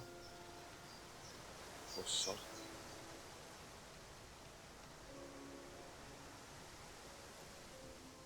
Atlas's reputation precedes them. I think I might call the station. Find out a bit more about this Liam. Mhm. Also es gab schon mal einen Fall. Hello, DCI Jones speaking. Mike, it's Jenks. Ah, Jenks, I thought you'd clocked off tonight. Yeah, the chief's put me on a case tonight, the Edenton girl. Friday night, you poor sod. I thought that was sorted out anyway. I wish it was. Listen, are you near a computer? I can be. Yeah, go on. Do you know anything about a death last year? Someone called Liam in Edenton Village? Don't remember it. Hang on, let's have a look. Edenton Village. Yeah, Liam Rogers. Says suicide. Aha. Yeah. Suicide? Hang on, 2 suicides in 2 years, both on Edenton. Blimey, you've got your work cut out, Jenksy. Yeah, don't I know it. Right, well, good luck with that and see you Monday. Thanks, Mike. Aha. Es gab schon mal so einen Fall. Und das wurde aber auch als Suizid abgestempelt, ne? Da ist irgendwas falsch hier. Liam's Death. Ah, noch ein Student. Da ist irgendwas falsch. Irgendwas geht hier ab, Beards. Irgendwas stimmt hier nicht. Mit dem Atlas, mit dieser Atlas Corporation. Gehen wir mal zu James. Vielleicht kann James diesmal was helfen. A few more questions, please. So, James. Was weißt du über das Hand-Symbol? If I did that, would it mean anything to you? Yeah, it's a Satanism symbol. Satanists use it. Have you ever seen anyone using it? Lots of people. Politicians, presidents, CEOs. Have you ever seen anyone local using it? Not that I remember. Ich sag's ja, er weiß absolut gar nichts. Hasn't seen anyone local using this symbol. Liam's death. Did you know Liam? Liam who? Liam who died. You mean Liam who killed himself? Yeah. He was in my year, on a different course. What course was Liam on? Can't remember, not mine. What was yours? Plant science. First time I knew about Liam was when he killed himself. Right, so you didn't meet him? No. So. Ja, das war klar. Dachte mir schon, dass er nichts weiß. Hasn't seen anyone local using symbol. Three finger symbol used in Satanism. Okay. Okay, that's it for now. Thank you. Mit James kann man nicht widersprechen noch. Ich habe das Gefühl, dass der Typ ist das lebende Leck mich am... Ja. Sangris, das siehst du genau richtig. So kann man, genau, so kann man es auch, so, genau. So kann man es auch sagen, Sangris. There you go. There you go. Spazieren wir mal weiter nach oben. Wir schauen uns jetzt überall um. Hinter Brandons Haus. Gibt es bei Brandons Haus irgendwas? Noch immer nichts. Okay. Gut. Auf zu Rebecca. Mal schauen, ob Rebecca was weiß. Über das Ganze. Und vielleicht können wir dann widersprechen. Hand symbol. If I did this, would that mean anything to you? Why, is it meant to mean something? No, it's okay. Okay, sie weiß da nichts. Alles klar. Liam's death. What do you know about Liam? You mean Liam who took his life? He used to play in a band, Black Rock or something? No, Black Stone. Very gothic. I used to let them play in here sometimes at the weekends. They were quite good. Did you know there was anything wrong? I mean, why he might have... No, I didn't know him very well. Da stimmt doch irgendwas nicht, ganz ehrlich. Warum tun sie alle so, als ob nichts wäre? Ganz ehrlich, jetzt stirbt, Kate. Nein, das ist ein Wahnsinn. Used to let Blackstone play in the pub. Aber hieß es nicht, dass sie... Na, wo war denn das? Wo war denn das? Tap. Snackless broken pub window. Heard about an argument? Window broken, taped over. Blackberry is strict about bearing clients.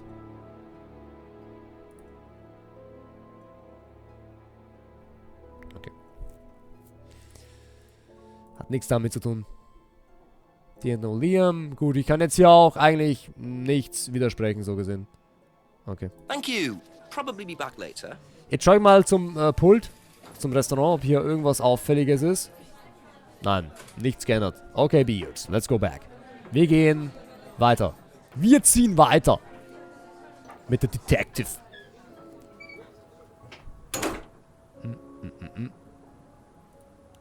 Schauen wir mal nach hinten, ob hier jemand ist. Wahrscheinlich nicht, aber wer weiß. Who knows? Nee, nichts, okay.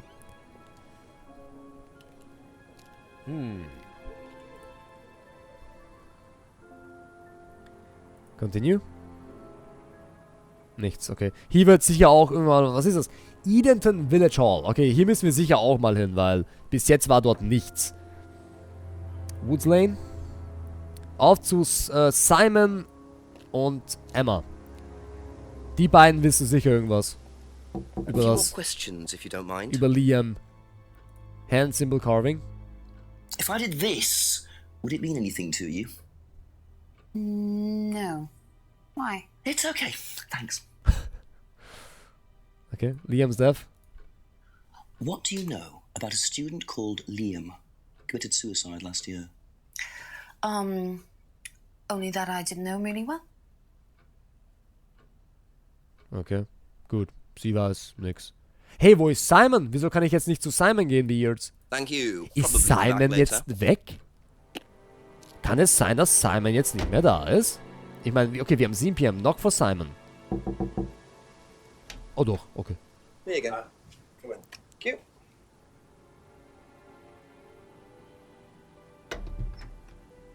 Smells nice. What is that? Chili pork.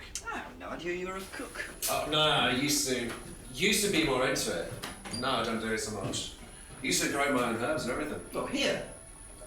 No. At the farmhouse where I used to live. Oh, where was that? That's where James lives. Yeah, we used to share a house together. The farmer used to let us use a corner on his greenhouse to grow stuff.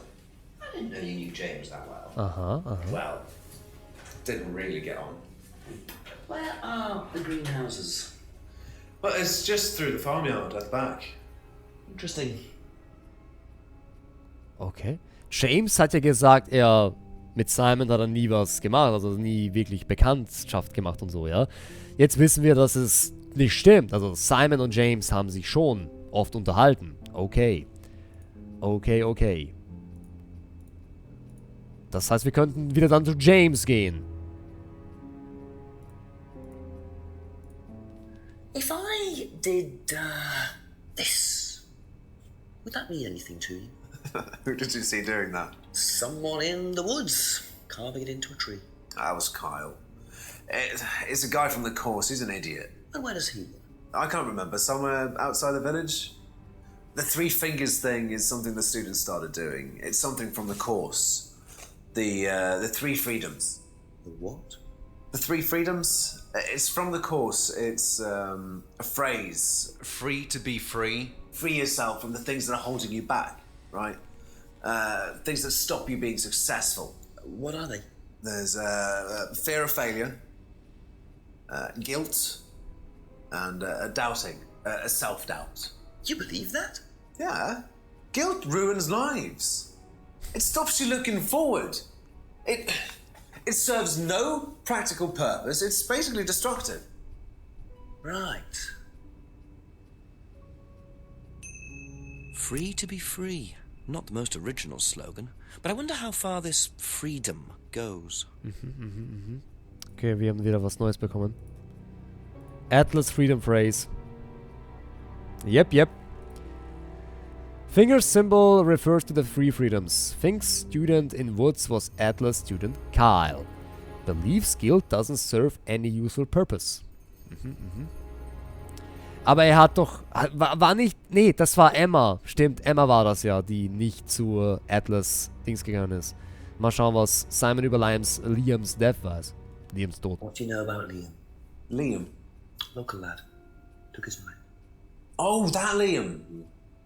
Yeah, I heard about him. But you didn't know him? No, I know he went to college, but didn't really know him. It's sad, though. Schon merkwürdig, oder? Man fragt jeden, was ist mit Liam? Und es kann nicht sein, dass es ist erst ein Jahr her, dass niemand mehr weiß, wer Liam war. Ganz ehrlich, ich meine, das war wohl sicher ein riesengroßer Schock, als Liam gestorben ist oder als Liam sich sein Leben nahm. Ich meine, das ist doch eine große Nachricht. Und wenn jemand zu mir sagt, hey, dann weiß ich doch sofort, okay. Jeder tut so, als ob hier läuft eine Verschwörung wahrscheinlich. Das kann doch nicht sein. So wie bei Hot Fuzz. Kennt ihr Hot Fuzz? So wie bei Hot Fuzz. Da war auch so eine Verschwörung bei dem Film. Wer noch Hot Fuzz nicht kennt, schaut euch Hot Fuzz an. Geiler Film. Lustig, aber auch spannend. Ja. Mit Simon Pegg. Hot Fuzz. Geiler Film. Der Schauspieler von Shaun of the Dead. Die beiden. Da war ja auch so, das erinnert mich so ein bisschen jetzt gerade dran irgendwie. So, aber zurück zu Emma. Obwohl, kann ich hier was widersprechen? Wahrscheinlich nicht, oder?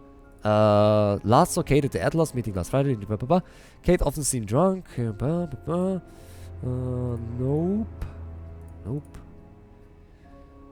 Nee. Doesn't see James very often. Das ist neu. Moment. Doesn't see James very often. Habe ich jetzt hier eine neue Auswahlmöglichkeit? Claims he hardly visits the pub. Doesn't recognize. Masks are used during Atlas seminars. Random poll around the Atlas course. Nothing. James is into New Age mysticism. James thinks the government is tracking him. Doesn't know anything about the argument. Went straight home after Atlas last Friday. Finger symbol referred to the three freedoms. Believes guilt. Okay. That's all for the moment. Kein Widerspruch. Jetzt noch zu Emma wegen dem Freedom Phrase. Do you know the phrase free to be free? Yeah. It's an Atlas thing. I first heard it when I went with Simon. What did they say about it? They said that you shouldn't feel guilty if you do something wrong. I don't agree with that. No? No. No, I think you should feel guilty if you do something wrong. What did Simon think? I don't know, but I don't think he agreed with that either.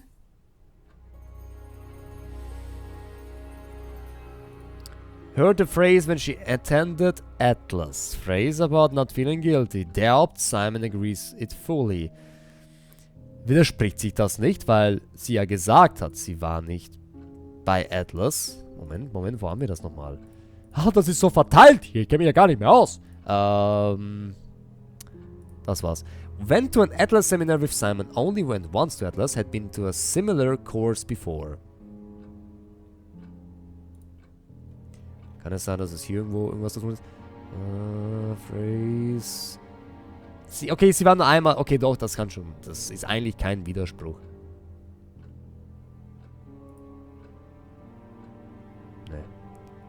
Nee. Attended once.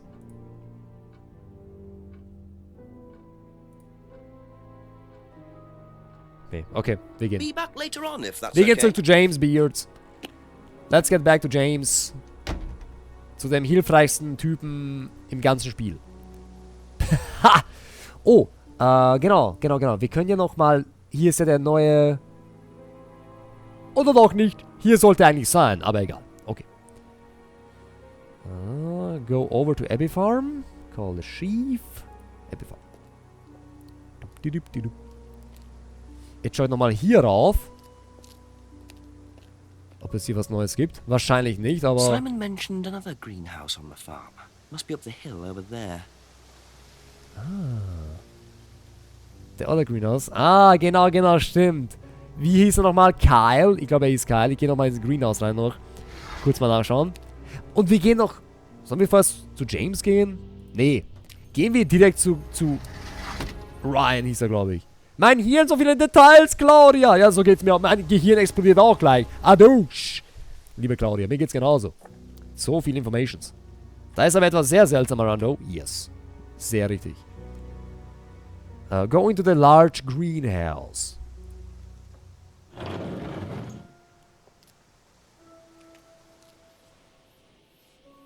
Aha.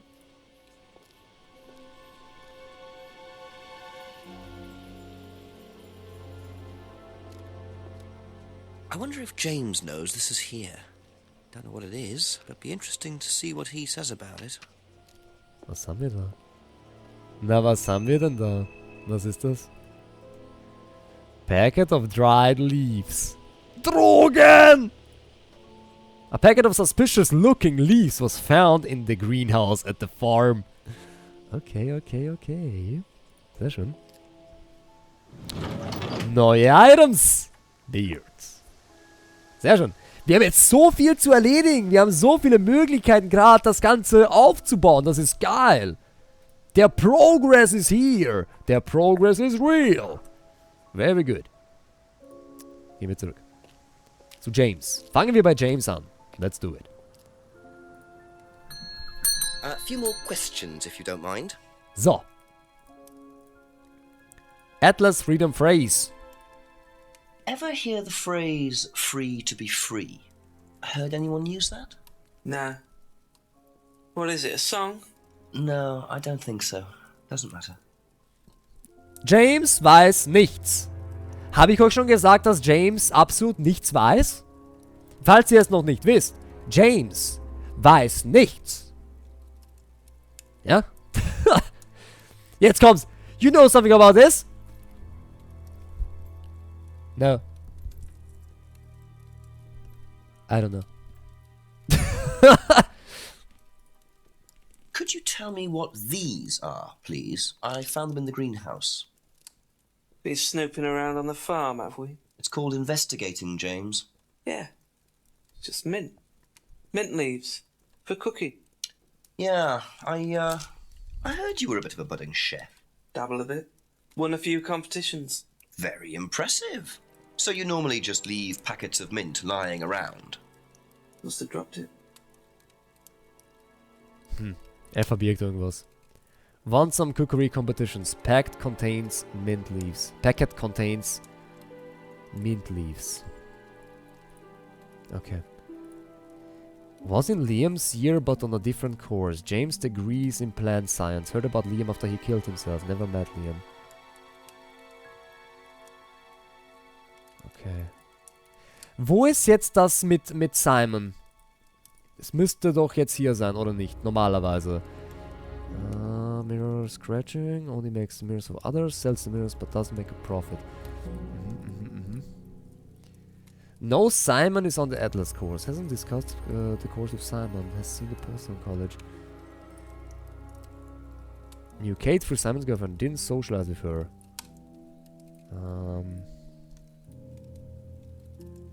Last saw Simon about a month ago. Don't know about Simon's bike. Okay, ich kann hier mit ihm nicht. Traded his herbal tea for Simon's homebrew. Say Simon's homebrew is very strong. Da könnte eine Verbindung sein. Doesn't recognize. So, was sagt er nochmal wegen dem? Packet contains mint leaves. Want some cookery competitions. Und hier war doch, Moment, hier war doch irgendwas, die Simon's Homebrew. Okay, das sagt nichts aus. Gut, gehen wir. Thank you. Probably be back later. Bei James werde ich nicht ganz schlau. Das ist ein Wahnsinn. Gut, gehen wir back. Fangen wir wieder von vorne an. Jetzt haben wir wieder was Neues. West Street gibt es hier was Neues. Hier war auch noch nichts. Das heißt, hier wird auch spätestens mal was sein.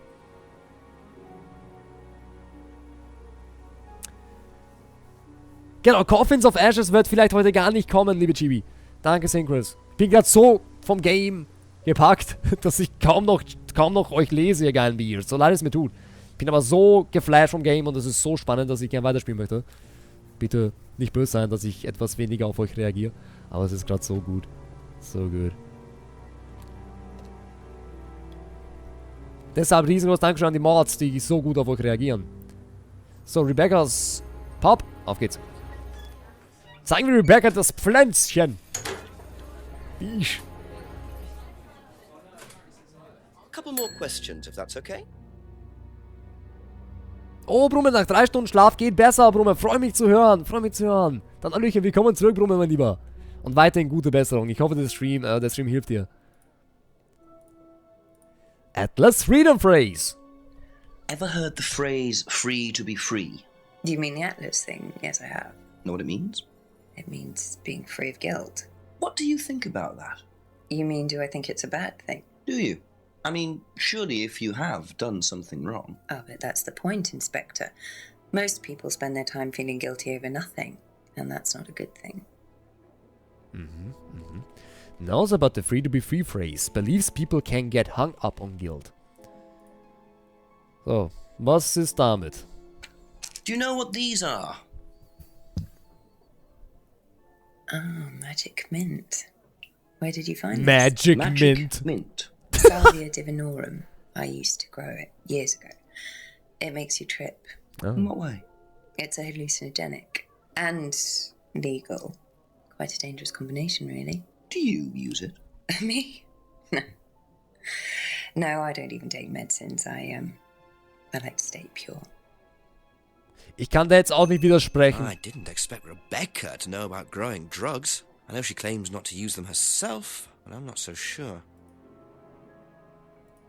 Salvia divinorum drug is a legal hallucinogenic as described by Rebecca. Gut, zurück zu James. That's it for the time being. Zurück zu James. James hat, glaube ich, da jetzt nicht die Wahrheit gesagt. Back to James Beards. James hat da jetzt nicht die Wahrheit gesagt. A few more questions, please. Few more questions, please. Ever heard of Salvia divinorum, James? What's that? Skin cream? It's not a skin cream, no. It's a plant. Really? Don't know much about plants. So you've never heard of Salvia? No.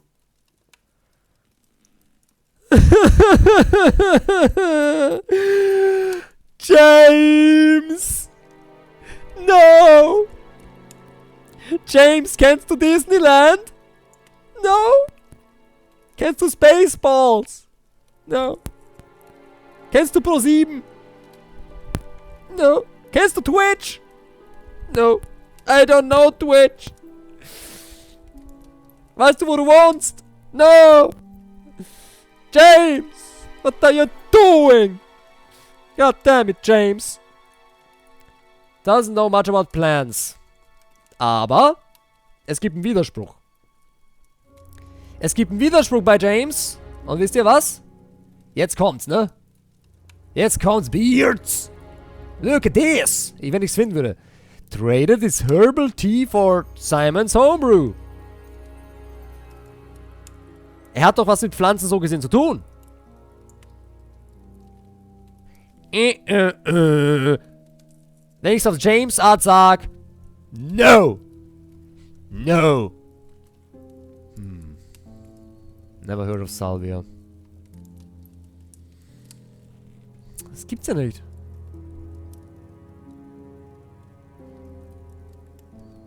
Weißt du was? Thank you. Probably be back later. James, darf ich dich aus dem Spiel löschen? Ich würde mir wünschen, wenn James in der nächsten Stunde einfach umzieht und nie mehr wiederkommt. Auf zu Paul, nee, Blödsinn. Rebecca waren wir. Auf zu Simon und Emma. Ups, falscher Weg. Go back. Da lang.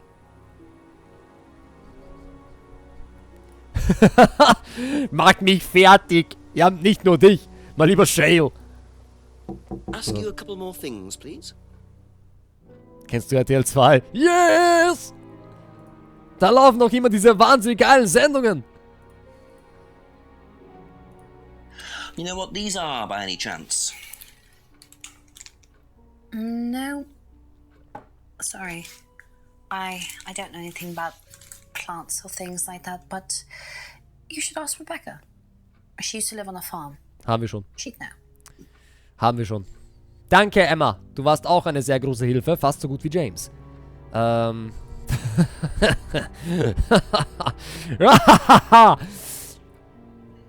heard of Salvia divinorum?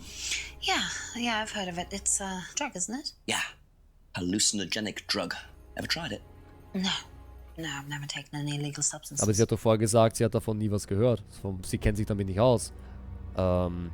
Thinks Rebecca doesn't know anything about plants. No Salvia ist ein... Das widerspricht sich, oder? Das widerspricht sich! Aber okay, dann halt nicht. Zu Simon. That's all for the moment. Thank you. Aber okay. Simon? Know what these are? No. Look a bit like sage leaves. Haven't seen them before, though. Not at all, no.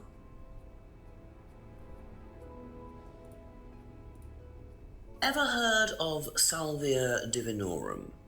Salvia divinorum? Magic mint. Same thing. Oh, yeah, you mean the drug? Yeah, I've heard of that. Yeah, ever tried it? Well, once or twice, yeah. But it's not really my sort of thing. It messes with your brain. I've never tried any other drugs either. Nothing like that. Nothing hallucinogenic. Has tried Salvia a few times. Never tried any other hallucinogenic drugs. Gibt eigentlich auch keinen Widerspruch so gesehen bis jetzt. Muss ich ehrlich zugeben. Oder? Ich glaube nicht. Hat auch mit dem Pub nichts zu tun? Nee. Be back later on, Ich glaube, if that's okay. bei Simon gibt es auch noch nichts Wirkliches zum Widersprechen noch. Aber wir gehen jetzt zu... Wer fehlt denn jetzt noch? Ryan, ne? Ryan fehlt noch. Aber hey, so doof James auch ist, er hat uns den Clip besorgt. Was für ein Clip? Was für einen Clip, Synchros? Hä? Sorry, Synchros, du musst bedenken, ich spiele das Game schon länger und meine Gehirnzellen fallen langsam aus, weil ich so viel nachdenken muss. Clip? Ach so, du meinst einen Twitch-Clip! Ach so! Synchros.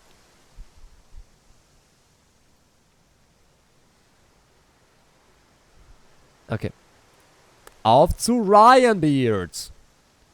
Auf zu Ryan. Wir haben jetzt sehr viel mit Ryan zu bereden. Sehr viel. Sehr, sehr viel. Just a few more questions, if you don't mind. Wo fangen wir denn an?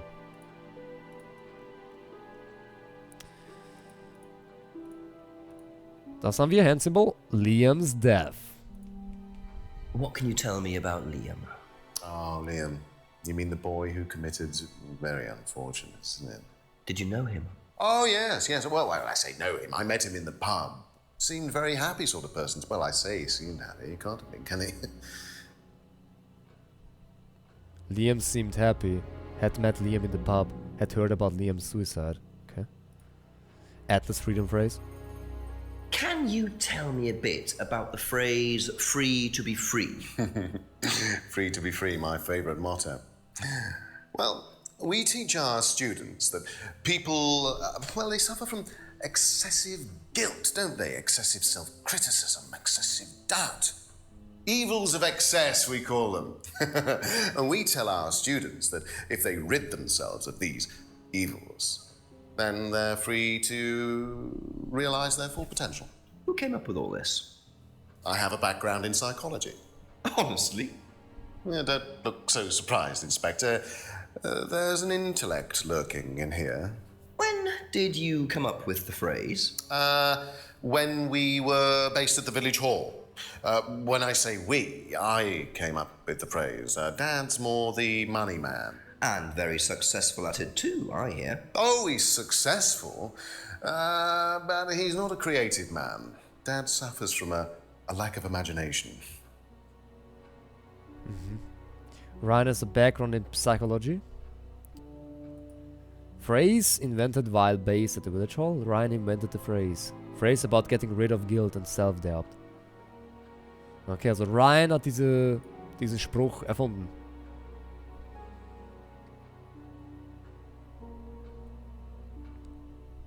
Holy, kannst du am Ende des Streams laut aufschreien, damit ich aufwache und mich aus meinem Schreibtischsessel ins Bett rolle? Danke. Harlequin, liebe Harlequin, du könntest so genauso jetzt ins Bettchen gehen, dein Handy vielleicht schnappen und vom Handy aus eventuell mit Kopfhörer den Stream schauen. Dann bist du direkt im Bett und kannst einschlafen und bist schon bequem da und so. Wäre doch cool. Wäre doch auf jeden Fall bequemer für dich. Dieses Lächeln am Ende, Buku, ja, das ist schon sehr merkwürdig, ne? Dieser Ryan, auf jeden Fall. Mal kurz was nachschauen, Beards. Oh Gott. Schnell die Heizung abgestellt. Gut, fangen wir mal damit an. Do you know what this is? Looks like chopped tea bags to me. What is it? I just thought you might know. I don't know anything about plants, Inspector. What you should do is ask Rebecca. She knows far more about these things than I do. Messy things, growing things.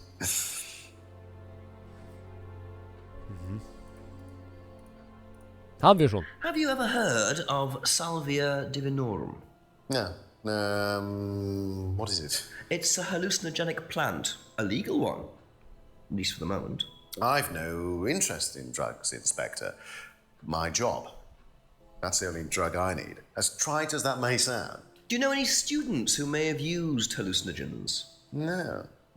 My students aren't interested in that kind of thing. Besides, no one is allowed drugs or alcohol onto the site. I don't think anyone has ever brought drugs to Atlas. Do you have any medicines on site at all? No, we're not allowed. Insurance purposes. Okay. Has no interest in drugs. No students has ever brought drugs to Atlas. Doesn't allow drugs or alcohol onto Atlas premises. Doesn't keep any medicines on site. Okay, dann fangen wir mal an hier. Kate was drunk at the meeting last Friday. Ne? Und doesn't und has no, Moment, no students has ever brought drugs to Atlas, doesn't allow drugs or alcohol onto Atlas. So. Ich hoffe, das passt, dieser Widerspruch. Passt nicht. Kate was strong at the meeting. First met Kat 3 months ago at Atlas. Said Kate enjoyed the course and appeared happy. Hadn't suspected she had any emotional problems.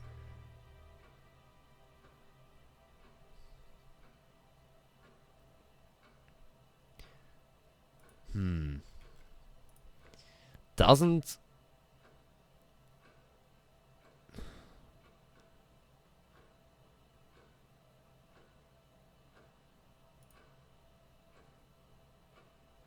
Moment, habe ich das auch wirklich vorausgewählt? Moment mal, sicherheitshalber schaue ich jetzt nochmal nach.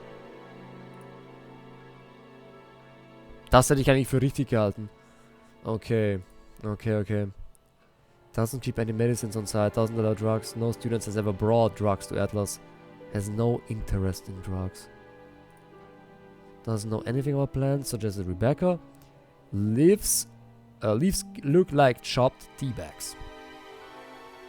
Phrases about getting rid of guilt and self-doubt. Ryan invented the phrase. Phrase invented while based at the village hall. Ryan has a background in psychology. Uh-huh. Liam seemed happy. Had met Liam in the pub. Thinks the fingers is a devil sign. Doesn't know how the finger symbol could be used.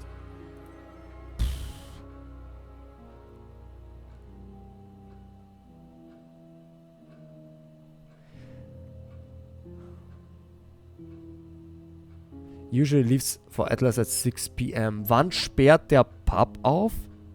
Er kann doch dann so gesehen nicht im Pub gewesen sein, ne? Wo war denn das?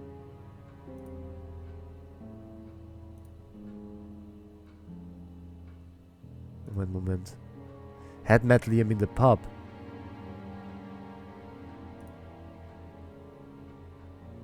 Mann, passt auch nicht. Ich hätte gedacht, ich könnte das verbinden, aber er kann nicht jeden Tag immer hier sein, ne? Used to have a black mirror, used to read about black magic, doesn't believe in anything supernatural now. So.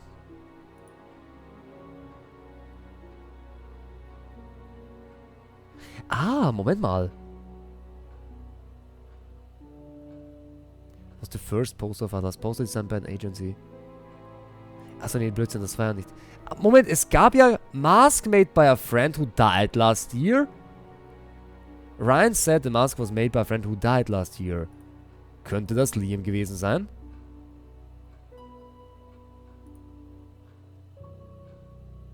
Nein. Ist ja auch kein Widerspruch, ja. Das ist kein Widerspruch, das ist einfach nur so eine Feststellung von mir, was sein könnte. Hast du was verpasst, liebe Tammy? Ich weiß gerade nicht, wie lange du weg warst, liebe Tammy, deswegen, ich weiß es nicht. Tut mir leid, kann ich dir nicht genau sagen, aber es ist, ich denke mal, nicht viel passiert in der Zeit, denke ich.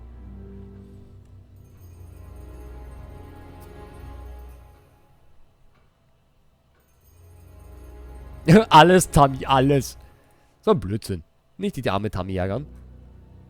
Fangen wir von vorne an. Last located Atlas meeting last Friday. First met Kate 3 months ago at Atlas. Said Kate enjoyed the course and appeared happy. Ja, das hat er bei Liam auch gesagt, dass er happy ist. Und beide sind tot. Ist schon merkwürdig irgendwie. Das ist sehr seltsam. Aber es ist kein Widerspruch. Es ist kein Widerspruch, wenn ich die beiden vergleichen würde. Simon does ride a bike, thinks Simon also drives, but isn't sure. Nope. Broken pendant. Hasn't tried Simon's homebrew. Bird and cages symbol used on the course. Has never bought a freedom necklace. Has seen students wearing the necklace.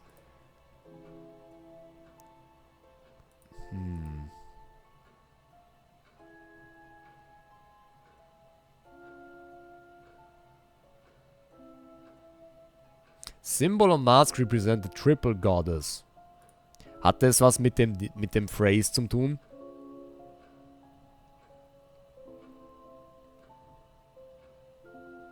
Ryan has a background in psychology.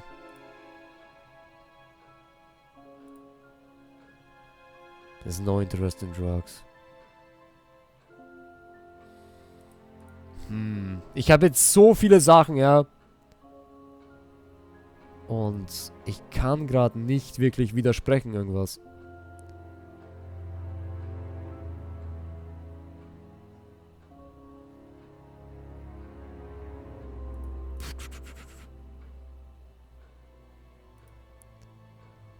Thinks the fingers is a devil's sign.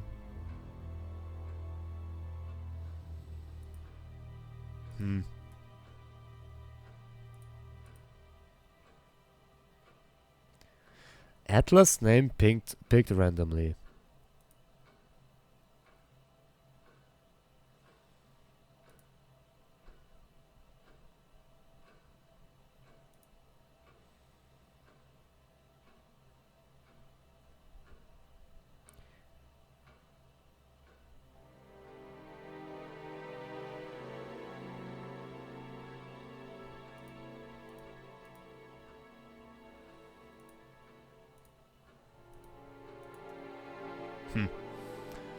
Ich glaube, dass ich hier noch nichts machen kann.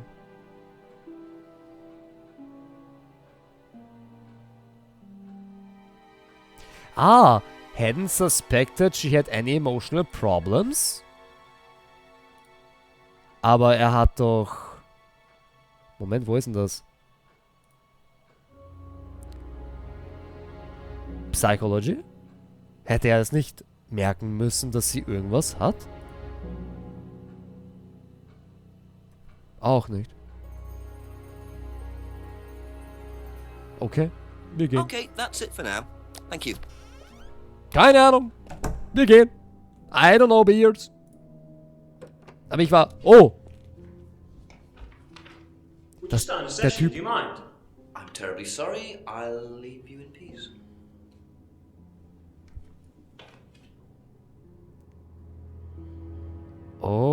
Okay. Ich habe da jetzt aber nichts bekommen, keine Info und nichts, ne? Oh, und ich habe mich schon gefreut. Yes, ich habe was entdeckt. Gut, die sind der Typ da, den wir vorher getroffen haben, der Arsch, ne? Der war jetzt dort, dieser Kyle oder wie er heißt. Okay. Oh, real lol.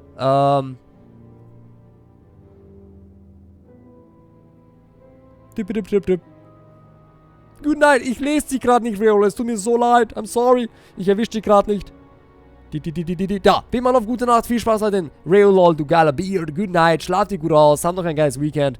Bis zum nächsten Mal. Schau mal lieber. Bis nächste Woche, Reol. Danke für deine geile Unterstützung. Schlaf dich gut aus. Sehr wichtig. Okay.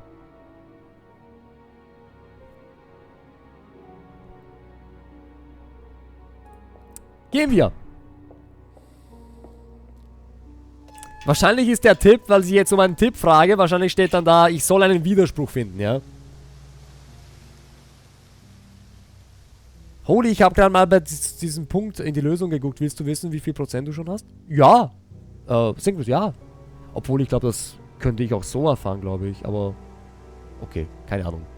Synchros, ja. Sag mir mal. Ich wette, ich bin sicher noch irgendwo am Anfang. 100%ig. Aber Synchros, yes. Sag mir mal Bescheid, wie weit ich bin. Oder wie viel ich schon habe, circa. Vom Progress. Macht das, liebe Alle, Holly, was Leckeres zu naschen. Do it. So. 20%. Ich habe es ja auch nicht vor, durchzuspielen, ja. Das wird eher ein Spiel auch für nächste Woche. Es ist ein großes Game. Wisst ihr, das Spiel, wisst ihr, wie viel das Spiel gekostet hat? 9,99 €. Das Spiel kostet 10 €. Aber man muss auch dazu sagen, man muss auch wissen und auch richtig denken, ja. Wenn man gut rätseln kann und sowas leicht aufklären kann, dann geht das Spiel schon schnell wahrscheinlich.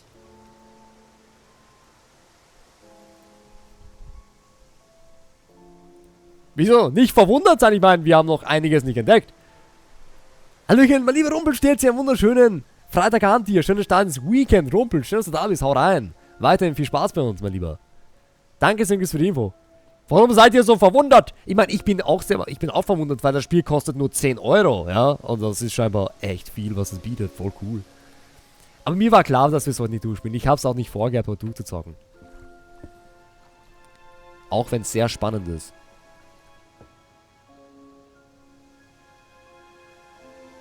Ja, auf jeden Fall, Synchro. Sehr richtig. 60% Nippy. Ey, ich wusste gar nicht so wirklich, wie viel circa wir haben. Go to the path end. Nichts.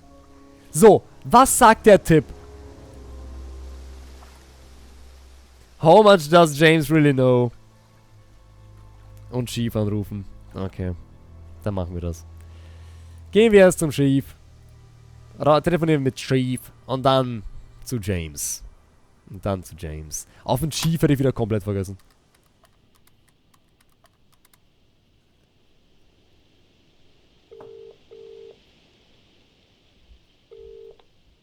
Go on, Jenks. Chief, I've been asking around about Liam, the student who died last year. Quite a few people knew him, it turns out. Also, I've found out that Simon Thompson used to live with James Wilson at the farm. They used to use the farmer's greenhouse to grow herbs. Really? Two students growing their own plants? Sounds a bit dodgy. Exactly what I thought, sir. Which is why I went to have a look at the greenhouse at the farm. Found a packet of leaves, which turns out to be something called Salvia divinorum.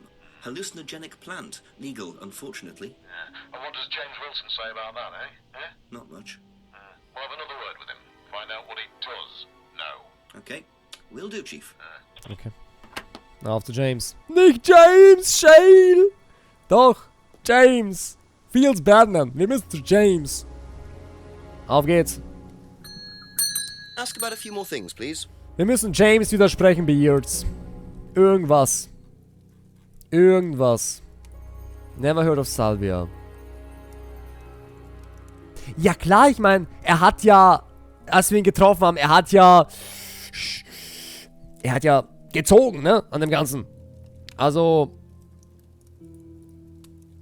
can't remember the last time he saw Kate. Knew Kate through Simon's girlfriend. Didn't socialize with her, okay. Doesn't know. Dropped a silver key, bicycle, didn't know about Simon's bike. Last saw Simon about a month ago. Hey yo, Peko! Peko, du warst ja schon extrem lang nicht mehr da, mein lieber Peko. Schön, dass du wieder da bist, am wunderschönen Berti. Geilen Freitag, die schöne Start ins Wochenende wünsche ich. Danke, dass du wieder da bist. Ich hoffe, es geht dir gut. Willkommen zurück bei uns. Dankeschön, dass du wieder da bist. Oh, ein Host, das ist, okay, Live-Host. Danke dir für deinen geilen Support. Danke für deinen geilen Host, Peko. Und an alle, die beim lieben Peko waren beim Stream. Ich hoffe, ihr hattet einen wundervollen Stream bei ihm. Hoffe ich von ganzem Herzen. Und ich hoffe, ihr seid wunderbar ins geile Wochenende gestartet. Hoffe ich von ganzem Herzen. Danke dir für diese tolle Unterstützung. Raid! Und danke für den Raid an alle, die vom lieben Peko da sind. Vielen lieben Dank. Vielen lieben Dank für eure tolle Unterstützung. Sehr, sehr lieb für euch. Von euch. Sehr, sehr lieb. Vielen Dank. Danke, danke, danke. Schön, deine Stimme zu hören, Holy. Oh, Peko. Schon lang her, ne? Schon lange her. Ich war auch schon lange nicht mehr bei dir. Wird mal wieder Zeit auf jeden Fall, dich mal zu erwischen. Ja. Danke. Vielen lieben Dank für diese tolle Unterstützung und euch allen noch ein wunderschönes Wochenende. Und dir, Peko, ruh dich gut aus. Ruh dich gut aus. Ich weiß gar nicht, wie lange du live warst. Ruh dich aus. Ruh dich aus. Entspann dich. Sehr wichtig. Egal, ob du hier bleibst oder privat, entspann dich. Genieß den Abend. Genieß das Wochenende. Danke, danke, danke.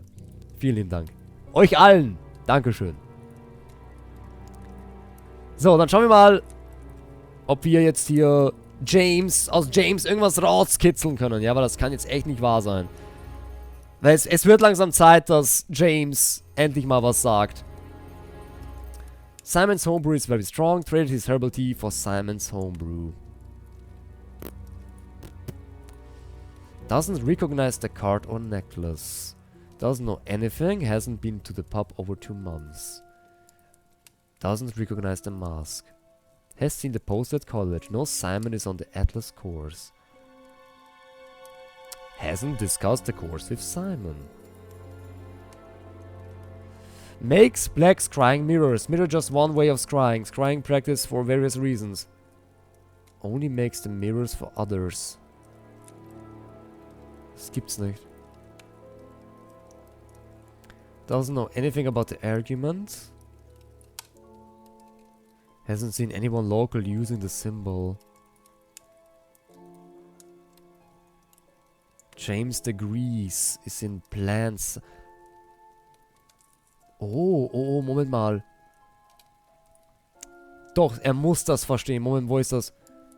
Ja, das widerspricht sich. James said his degree was in plant science. Und er hat vorher gesagt, er weiß nichts über Pflanzen. So, das muss jetzt stimmen. Sehr schön. Aha. So, your degree is in plant science, but you don't seem to know anything about plants. Well, still got a lot to learn. So you're still saying you've never heard of salvia? Didn't say that. So you have. Maybe. And you do grow it. Yeah, it's legal. Why not? What do you do with it? I use it for explorative purposes, meditation. And does this involve anybody else? Why? Do you sell it or give it to anybody else? Sure. Yeah, it's just for me, nobody else. And that's the only drug you grow, is it? Feel free to go and look if you want. It's okay, I'll look later. The only drug he grows? I'm not sure I believe that, James. Then again, would someone growing illegal drugs bother growing a legal one? Mhm. Gut, das hätten wir. Doesn't grow any other drugs. Uses salvia for meditation. Grows salvia for his private use only. Okay.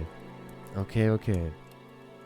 Wir haben jetzt endlich mal was aus James rausgekitzelt. Endlich. Es wurde mal langsam Zeit, dass der mal was sagt. Trotzdem, wir sind scheinbar noch nicht ganz fertig mit James. Doesn't grow any other drugs. Ich meine, schauen wir rauf zum Greenhouse. Ob da noch irgendwas anderes ist. Vielleicht entdecken wir noch irgendwas. Wer weiß. Schauen wir mal. Auf jeden Fall, wir sind, glaube ich, mit James noch nicht fertig. Außerdem, wir können noch zu niemandem anderem gehen. Es geht einfach nicht, weil wir haben keine anderen Antwortmöglichkeiten bekommen. Nichts Neues. Go into the greenhouse. So. Nee, hier gibt's nichts mehr. Dachte ich mir schon. Alles klar. Okay. Gehen wir zurück. Nochmal zu James. Ich glaube, wir sind noch nicht ganz fertig mit ihm. Korax, wir lieben die Speedruns. Korax, also ich habe einen neuen Rekord aufgestellt, sagen wir so. Aber wir sind noch nicht unter einer Stunde, mein Lieber. Vielleicht das nächste Mal. Aber es lief gut. Es lief eigentlich ganz gut.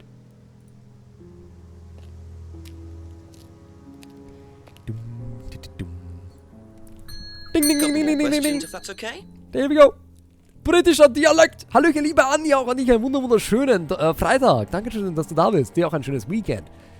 Willkommen zurück bei uns. So. Okay. Was gibt es noch zum Widersprechen bei James? Wir haben nämlich nichts Neues dazu bekommen. Uses salvia for meditation. Grows salvia for his private use only. Aha.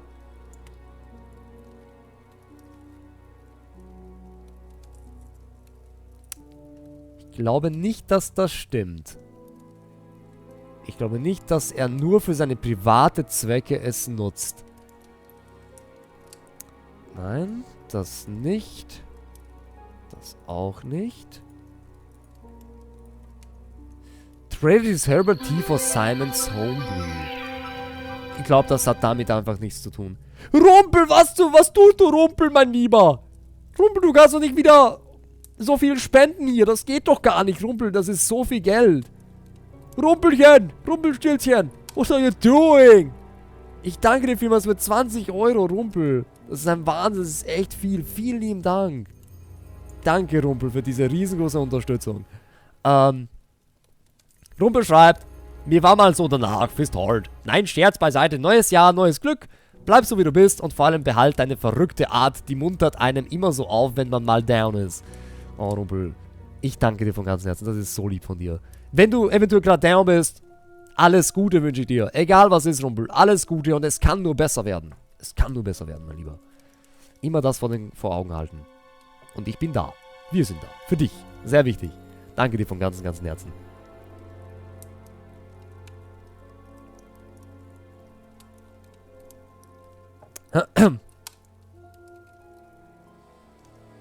Morgen soll es bei Deutschland bis zu minus 26 Grad werden, Arando. Wahnsinn. Ernsthaft? Ich meine, es ist ja, so Dada hat mir erzählt, dass irgendwie so ein Blizzard unterwegs ist und dass es extrem kalt auch bei uns in Österreich wird. Man kann aber nicht genau sagen, wann. Also ich glaub's dir, Arando. Ich glaub's dir mal, mein Lieber. Hallo Katze, wie süß. Hallöchen Aslan. Aslan, wunderschönen Freitag auch nicht und willkommen bei uns Beards und einen schönen Start ins Wochenende. Ja, wir haben 2 Kitty Cats. Ja, sie ist gerade da oben, unsere China. Und unser Sora ist gerade, keine Ahnung. Er ist, glaube ich, gerade im Wohnzimmer bei meiner Süßen. Bei meiner Freundin. Okay. James said he grows salvia for his own private use. Wie wär's damit? Oh! Aha. When you say herbal tea, do you mean salvia? Probably. So you traded salvia tea with Simon for his homebrew. So? So why did you say you didn't give salvia to anybody else? Did you give it to anybody else? How many people did you give it to? Did you give it to Kate? No. How about Liam? I didn't have anything to do with him dying, if that's what you mean. So you did give him salvia? Yes, I gave him salvia because he asked for it, but that's not what killed him. Well, he committed suicide, James, because of psychological issues that probably weren't helped by him trying hallucinogenic drugs. He didn't commit suicide. You don't know anything about him. You don't know what happened. Okay, so what happened then? Do you even know about Third Eye? Go on. You don't know about Third Eye. You don't know about Third Eye. You know nothing about Liam's death. I mean, forget salvia. Fine, tell me then. Third Eye was a cult. We had our very own psycho cult operating right here from our village hall. And I got rid of them, single-handed. I'm the one who got rid of Third Eye. Did they tell you that at the station? Okay, start again. They were what? You don't know anything, do you? Look. They were reeling in students, pretending to be some sort of happy life course, you know. We can make your life better sort of crap. Then they were putting everyone through this brainwashing program to make them compliant, then selling them on. It's all there. What do you mean, selling them on? Selling them. Objects, commodities. To who? To anyone who could afford them. Top politicians, famous celebrities, wealthy businessmen, you name it. What for? You don't get it, do you? Third Eye were making and selling slaves. They were black market slave traders. They were wiping people's personalities using ECT, brainwashing, cocktails of hard drugs, deliberately turning them into perfect slaves. You know how much slaves are worth on the black market these days? No. Millions. And I'm talking per slave. That's why anyone who stood up to them and threatened to go public like Liam was just killed off. They didn't give a damn. So you're saying Liam was murdered by Third Eye? Exactly what I'm saying. So I started looking into it. They were all saying it was suicide, but there's no way. So, did you ever actually meet Liam? I found out about him. And how did you find out about all this other stuff? Well, it's obvious, you can tell. I met some of the students. You could see straight away there was something wrong. They were like zombies. And I can tell when someone's got ECT damage or when they've been through mind conditioning. It's just obvious. I mean, US military used all these techniques back in the 50s. It's all documented, you can read about it. They showed all the same signs. So, did you ever actually go to a meeting? No, but I knew what went on. How? From what people said who'd been through it. Okay, so do you know anyone I could speak to who did go through it? Well, no. Look, it doesn't matter. Why did they close down if it wasn't true? They just closed down and disappeared overnight after I put all the flyers up. Bit of a coincidence. But that was just after Liam died. Yeah. And do you think that had anything to do with it? Maybe, but it was the flyers that forced them to close. Okay. Do you mind if I keep this? Yeah, you investigate it. It'll all come out. Third Eye definitely killed Liam. Well, that was a lot to take in. Does James really believe all this stuff? This is the first I've heard about Third Eye. Question is, what's their connection with Atlas, if there is one? Third Eye flyer. James Mader distributed a propaganda flyer to expose a cult in the village called Third Eye. Okay, also alles, was bis jetzt James gelabert hat, war nie informativ. Alles, was James bis jetzt gesagt hat, war absolut Schwachsinn und unhilfreich. Absolut nicht hilfreich, ja? Und James hat jetzt komplett ausgepackt. Alles. Ein Wahnsinn. James ist doch im Endeffekt hilfreich geworden jetzt, ja? Das ist echt gut. James ist jetzt zum ersten Mal im ganzen Game endlich mal hilfreich gewesen und echt ein Wahnsinn, was der alles für Informationen rausgeschmissen hat, oder? Das war Wahnsinn. Echt ein Wahnsinn. Ich glaube, ich habe was übersehen, ne? Ich glaube, da war was. Moment.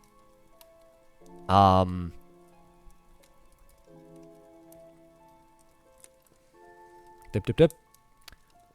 Dorian, du geiler Beard. Dorian, du bist der Wahnsinn. Ich danke dir von ganzem Herzen für 10 Euro, Dorian, für diese riesengroße Unterstützung. Vielen lieben Dank, mein Lieber. Danke für die gute Unterhaltung und die geile Zeit mit dir und der super Community. Ich danke dir vielmals für dein Feedback. Groß danke. Ich freue mich sehr, dass du hier deinen Spaß hast. Hoffe ich von ganzem Herzen. Weiterhin dir viel Spaß. Dankeschön, Dorian. Das ist sehr lieb und danke für 10 Euro. Das ist echt ein Wahnsinn. Vielen lieben Dank. Dankeschön von ganzem Herzen. Ich hoffe, James zieht in einer Stunde aus. Holy vor 3 Stunden. Was ein Glück. Tja, Neffi, was ein Glück, dass James noch da ist. Das stimmt. Wahnsinn, was der ausgepackt hat gerade. Echt ein Wahnsinn. Gut. True Forward, Third Eye. Und das Symbol. Das Symbol. Moment. Achso, nee, das kann ich jetzt nicht widersprechen, weil... Schaut euch mal die Maske an. Doesn't recognize the mask. Dabei, das Symbol ist drauf. Und das hat er erstellt. Und da ist das Symbol mit oben. Ich kann das aber jetzt nicht widersprechen. Never went to a Third Eye meeting. Claims Third Eye were local cold. Okay. Viele Informationen. Sehr viele Informationen. Third Eye will a local cold. Claims Third Eye killed the and never went to a Third Eye meeting. Ich glaube, dass James sich jetzt komplett ausgeredet hat, ja. Thank you. Probably be back later. Ich glaube, James ist erstmal fertig. Jetzt gehen wir zu den anderen. Auf zu Rebecca. Wir gehen wieder alle Leute durch. Auf in den Pub. Zu Rebecca. Ihr das mal zeigen, den Zettel. Ob sie das kennt.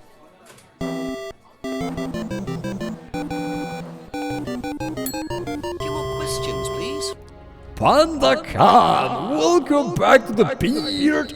Danke für den wahnsinnig langen 16-monatigen Support, Panda Khan, du geiler Mensch. Dankeschön. Echt ein Wahnsinn. Vielen lieben Dank für diese echt wahnsinnig lange Zeit, Panda Khan, für diese wahnsinnig lange Treue. Vielen lieben Dank und weiterhin viel Spaß bei uns. Danke, Panda Khan. Und einen geilen Friday wünsche ich dir. Ein schönes Wochenende. Der Lurk ist real, wenn man nur beim Subalert da ist. Panda Khan, du geiler Lurker. Ich danke dir von ganzem Herzen. Viel Spaß weiterhin hier bei uns und ich danke dir wirklich von ganzem. Vielen lieben Dank. Groß Dank an dich. So, Third Eye Flyer. Mal schauen, was Rebecca sagt. Have you seen this before? Don't take any notice of that. Why?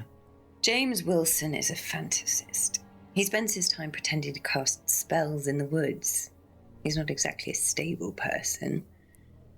And, I heard that he was involved with growing cannabis. Really? Well, don't quote me on that. So you don't think there's any truth at all to this? None at all. Mhm. Aber sie kennt's. Was hat Rebecca zur Maske gesagt? Mask allows students to roleplay. Mhm. No truth to the flyer. Her James grows cannabis. James casts spells in the woods. Das hört sich so lustig an. James casts spells in the woods. Das ist wie Harry Potter Style. Harry Potter geht in den Wald und schießt Spells. Wingardium Leviosa. Und James mit seinem Zauberstab und Wingardium Leviosa. Flupp. Flippendo!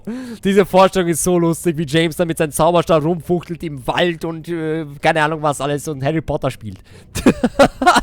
Die Vorstellung ist einfach viel zu köstlich. Sie ist genial. Tut mir leid. Sorry, dass ich gerade die Stimmung so zerstöre, aber die Vorstellung, allein schon wie es da steht. James casts spells in the woods. Genial. Genial. Okay. That's all for the moment, thank you. Die Vorstellung ist super. Leave the pub.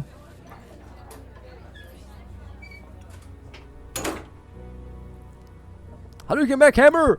Coffin of Ashes kommt heute wahrscheinlich nicht mehr. Weil ich bin viel zu gepackt von diesem Spiel. Danke, St. Chris. Ja, heute kein Coffin of Ashes. Am Montag dann wahrscheinlich wieder. Am Montag wieder. Ich bin viel zu gepackt von diesem Spiel. Dass ich jetzt aufhören möchte. Okay. Zurück zu Simon und Emma. Mal schauen, was die über den Ganzen wissen. Ask you a couple more things, please. Hallo Emma, bin wieder da. Have you seen this? Yeah. It was all over college last year. James made it. Idiot. So you don't agree with what I'm saying? No, I don't agree with anything James says. He's absolutely crazy. He thinks that the government has been controlled by aliens and that we're all bugged. He's nuts. Doesn't believe anything James says. Saw the flyer while at college last year. Was hat sie zur Maske gesagt? Hasn't seen the mask before. Aber... Ja, okay, die Maske... Okay, nee, das... Be back later on, if that's Gehen wir okay. zu Simon. Um was handelt es sich in dem Spiel? Mein lieber Aslan, es geht hauptsächlich darum, mehrere Fälle zu lösen, weil wir haben jetzt kurzfristig erwähnt, also Bescheid bekommen, dass hier noch jemand vor circa einem Jahr Suizid begangen hat, angeblich. Und jetzt vor kurzem ist auch wieder jemand Suizid begangen und das ist ein bisschen merkwürdig, dass hier in demselben Jahr 2 Leute Suizid begehen, 2 Studenten, ja. Eine Studentin und damals ein Student namens Liam und diesmal eine Studentin namens Kate. Und wir müssen aufklären, ob das jetzt wirklich Suizidfälle waren oder ob jemand sie umgebracht hat. Um das geht's hier. Wir müssen einen Mordfall lösen oder halt aufklären, ob das jetzt ein Mordfall war oder wirklich Suizid war. Und wir sind ein Detective. Und wir probieren das Ganze aufzuklären. Genau. Danke, St. Chris. St. Chris ist so schnell, ist ein Wahnsinn. Have you seen this before? Oh, is this the thing that James did? Yeah, I've heard of it. What do you know about all this? A third eye, I think they were called? I don't really know anything about it. I mean, I've heard about Liam's death, but all I know about Three Eyes or whatever is on this flyer. So you hadn't heard about Third Eye? No, sorry. No, da. Knows James made the flyer. Doesn't know anything about Third Eye. Was hat er zur Maske gesagt? Die Maske, wo ist die Maske? Maske. Das Inventory ist ein bisschen blöd gestaltet, finde ich. Ansonsten super Spiel. Da. Doesn't recognize. Masks are used during Atlas seminars. Okay. Er weiß davon nichts. Gut. Gehen wir. Thank you. Probably be back later. Ich denke, jetzt können wir dann, wenn wir zu Ryan gehen, ich glaube, jetzt können wir Ryan ein bisschen widersprechen. Mit dem jetzt, glaube ich. Auf zu Ryan. Auf geht's. Mal schauen. Was er jetzt sagt zu dem Ganzen, was James uns erzählt hat.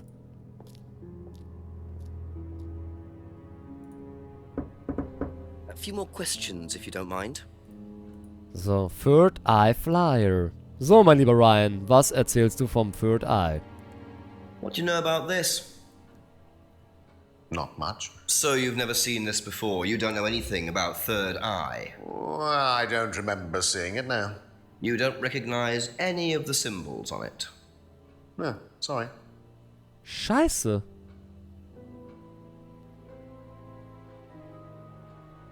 Okay. Entschuldigung. Aber ich hätte damit jetzt nicht gerechnet, dass Ryan absolut nichts zu dem Thema sagt.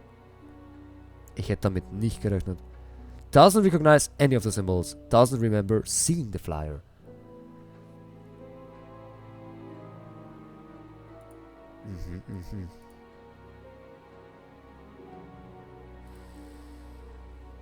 Okay. Okay.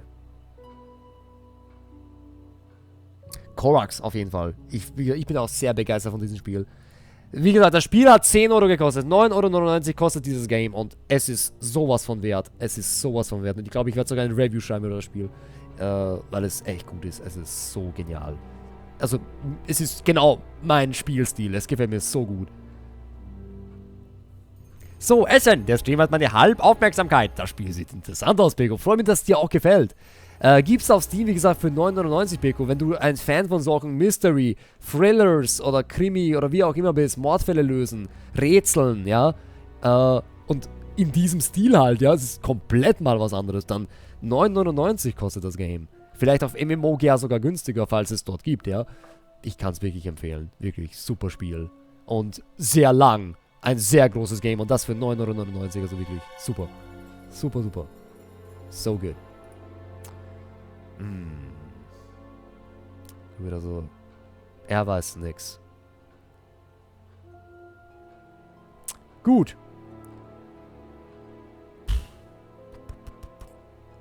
Hat er vielleicht irgendwann was das Gegenteil erwähnt? Genau, die Maske. Moment, die Maske. Maske, da.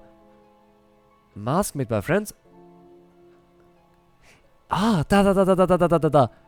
Symbol on mask represents the triple goddess. Und es ist aber auch da oben. Doesn't recognize any of the symbols. So, ich hoffe, das geht, weil auf der Maske erkennt er das Symbol. Und auf dem Zettel nicht. Jetzt geht's. Beards, ready? Let's do it. Very good. Aha. Ryan, you've just told me all about the moon symbols on the mask. Then you're claiming you don't know anything about the symbols on the flyer. It's all the same thing. Oh, actually, yes. Sorry, yes, I do remember that. So what did you know about Third Eye? Oh, not much, really. Never came into contact with them. That explanation was way too short. Ryan's definitely hiding something. Never came into contact with Third Eye. Only knows what he heard about Third Eye. Bitte was? Only knows what he heard. Achso! Only knows what he heard. Nein, verstehe ich trotzdem. Was heißt der Satz bitte? Moment. Ryan said he only knows what he heard about Third Eye. Hä? Was heißt der Satz? Was? Kann mir jemand das auf Deutsch übersetzen? Könnte mir das jemand auf Deutsch übersetzen? Ich verstehe den Satz nicht. Der ergibt für mich keinen Sinn. Only knows what he heard about Third Eye. Hä? Kann mir jemand das auf Deutsch übersetzen? Ich verstehe den Satz jetzt nicht. Das ergibt für mich einfach keinen Sinn. Er weiß nur das, was er drüber erzählt bekommen hat. Er hat etwas gehört, aber keinen Kontakt. Okay. Dass er nur das drüber weiß, dass er gehört hat. Okay. Okay. Danke, Beards. Danke für die Info. Dankeschön. Okay. Never came into contact.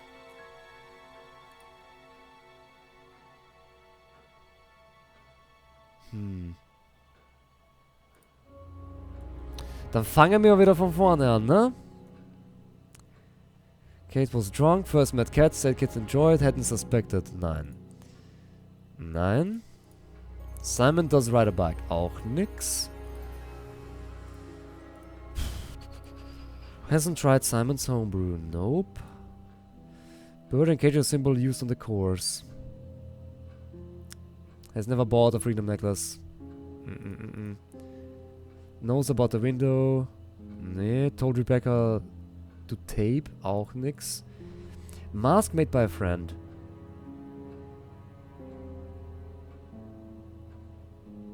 Ja, mask made by a friend who died last year.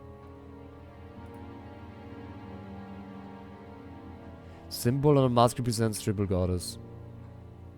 Symbol not used on the course. Ich schau mal kurz weiter.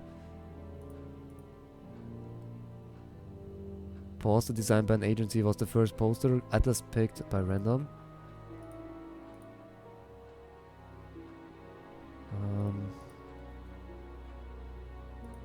Hand symbol.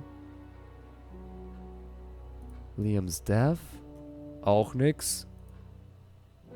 Atlas freedom phrase. Ryan invented the phrase. Ryan has a background on psychology. Salvia has no interest in drugs.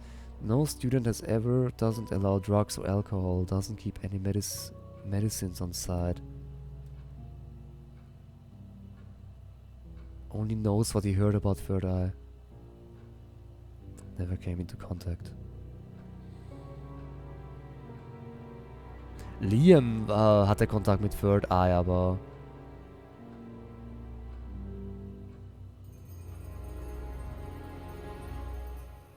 Das sagt nichts aus. Ryan said he never came into contact.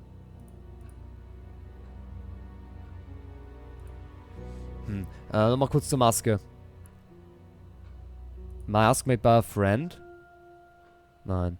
Symbol on mask represents the triple goddess. Probiere ich einfach nochmal. Never came into contact. Ja, das mit der Maske ist halt so eine Sache. Symbol not used on the course.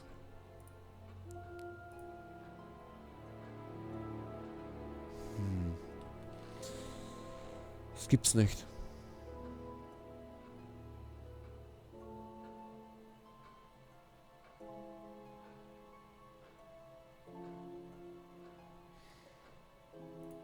Es gibt sicher noch ein Argument. Ein Widerspruch. Nur ich finde ihn gerade nicht.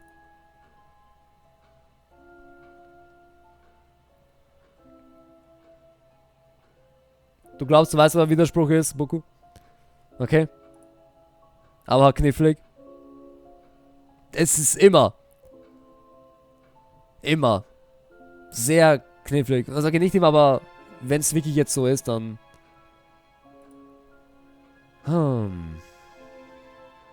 Also ich glaube halt, dass der Widerspruch mit den beiden jetzt als nächstes kommen sollte. Weil was anderes habe ich ja nicht, ja.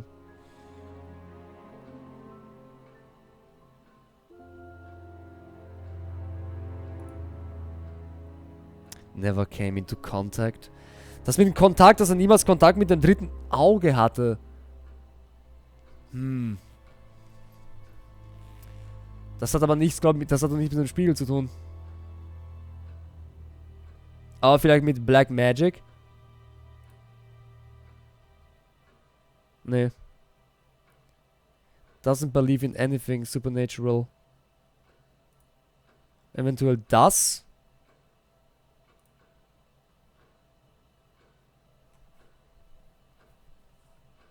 Hand symbol carving. Boah. Also wenn es hier einen Widerspruch jetzt gibt, dann ist er extrem schwer. Richtig schwer.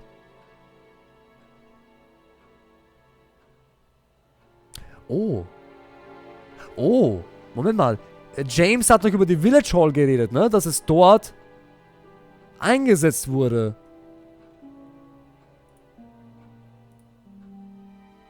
Ja. Aha. Ja. Sehr richtig. According to the flyer, this Third Eye group was based at the village hall, is that right? Was it? That's where you were based, wasn't it? Yeah, you said you invented the Atlas phrase free to be free while you were based at the village hall. So I did. So you must have come into contact with Third Eye at some point. You were using the same hall. Well, I'm afraid I haven't been entirely honest with you, Inspector. Go on. You see, Third Eye is, or was, Atlas under a different name. Sorry. Atlas is Third Eye? In a new improved form, yes. And you ran Third Eye? With Dad, yes. So you must have known Liam. You didn't just meet him, did you? Yes, I knew him, Inspector, but don't get your hopes up. All of this has been thoroughly investigated and cleared up. You've been investigated about his death? They dropped the case. We didn't have anything to do with it. Well, when I say drop the case, I mean a police investigation is one thing, but what the public thinks is another. They threatened to go public, and then James bloody Wilson started distributing his flyers, and that was it. No choice. It was an end to it. You had to change the name. We'd already paid the family an out-of-court settlement. Thought that was an end. But then James, his cronies, they wouldn't leave it alone. So we had to close down, buy a new place, rebrand. So eventually, we reopened here. As Atlas? As Atlas. And it worked? Up till now, yes. So you knew James Wilson too? We knew James, but he didn't know us as such. Oh, he was very quick to shoot us down, but he didn't do anything like actually coming to the course to see what he was about. So James wouldn't know that you were now running Atlas? Not unless he came to one of our courses. And how much of all that stuff was true? ECT machines, brainwashing? I'm afraid that exists only exclusively in the mind of Mr. Wilson. All we do is make better business people. We challenge their prejudices and presumptions. Why don't you come along and see for yourself? The course starts in 15 minutes. Excuse me, Inspector. Hello. I can't come back now. Well, you have my car at the moment. All right. All right. See you later. That was Dad. I have to go back. You can come and meet him if you like. Well, I might come and have a chat. Come with me. Der hat Dreck am Stecken, Chris. Ja, definitiv. Aber sowas von. Genau, Korax. To be perfectly honest, Dad's a great businessman, but he lacks imagination. He does, however, believe in the power of the individual, when taught by the right teacher, of course. Ryan, in here. Just coming. He's through here. Come on.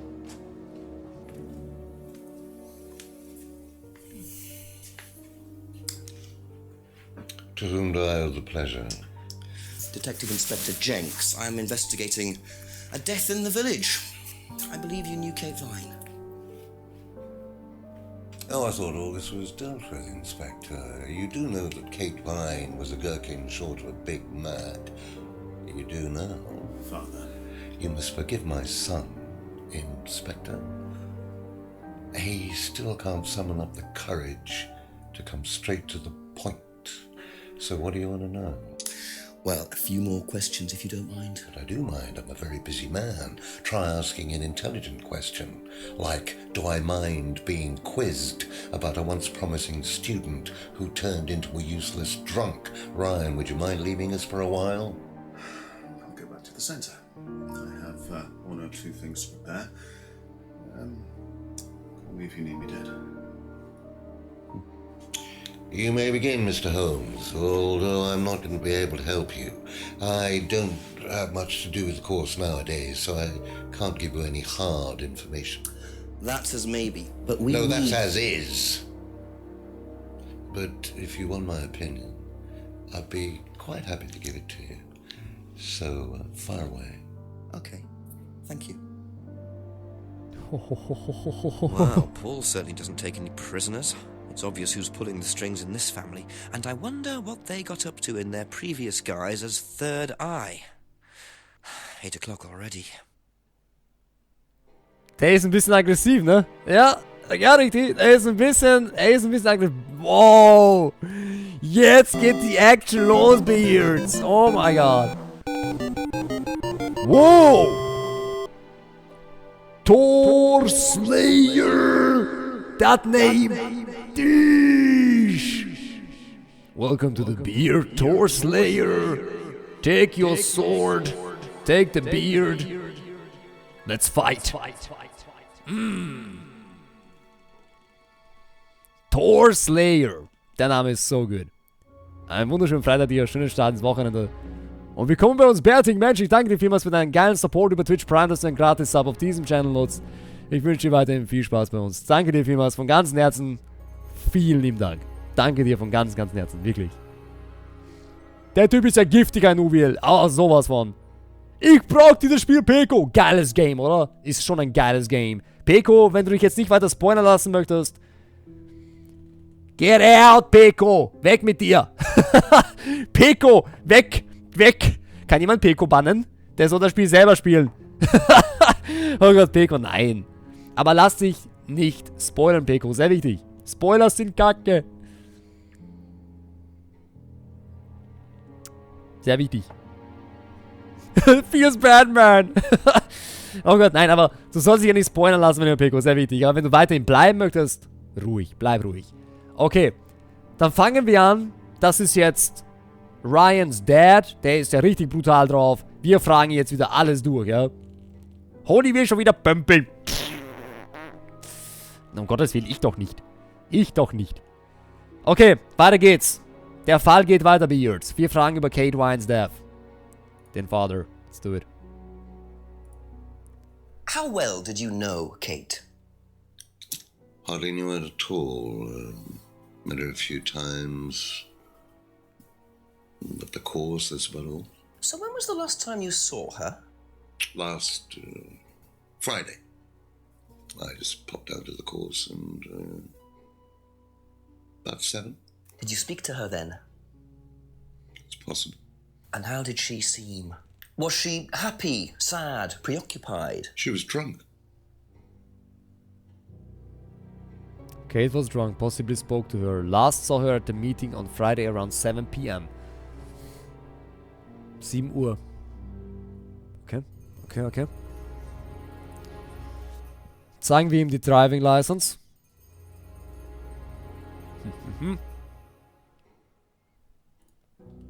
Do you know if Kate had lost this? It's her driving license. How would I know that? You didn't see it lying around anywhere? No. Boah, ey, so. Dieser Blick, das ist so dieser typische Blick eines, keine Ahnung, eines ernsten, einem Mörder. Der Mörderblick. So, Wahnsinn. Dieser Blick. Unlock Bicycle. Wegen Simon. Okay. Simon's bike. Did you know anything about Simon Thompson's bike? No. What is happening? What is happening? Pico, LP, du geiler Beard. Auch an dich, welcome. Danke dir vielmals für deine geile Unterstützung mit Twitch Prime.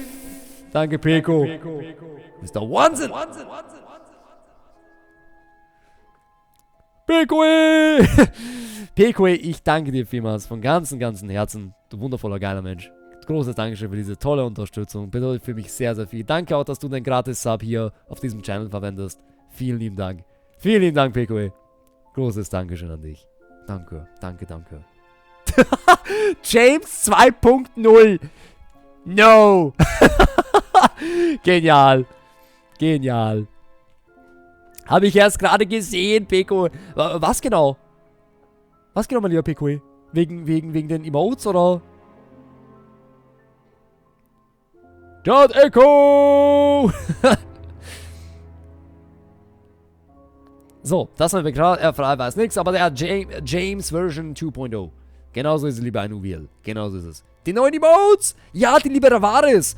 Kennst du Ravaris, Peko? Ich denke schon, ne? Die liebe Ravaris. Sie ist oft unterwegs bei OB-Streamern auch. Denke, sie war sogar schon bei dir? Ja. Die liebe Ravaris hat diese wunderschönen Emotes. Genau, viel Spaß auch mit den Emotes.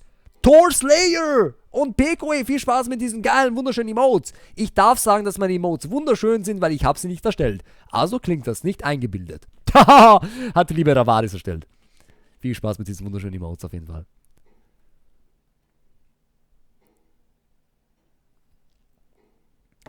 Du bist, Harlequin, du bist auch dank der lieben Peko bei uns? Echt? Wusste ich gar nicht. Wahnsinn. So lieb. Vielen lieben Dank. Vielen lieben Dank. Sie ist meine Erzfreundin. Ist mir bekannt. Creative und so, ne? Erzfeind Creative. Habt euch lieb. Habt euch lieb. Creatives, Leute sollten zusammenhalten. Sehr wichtig.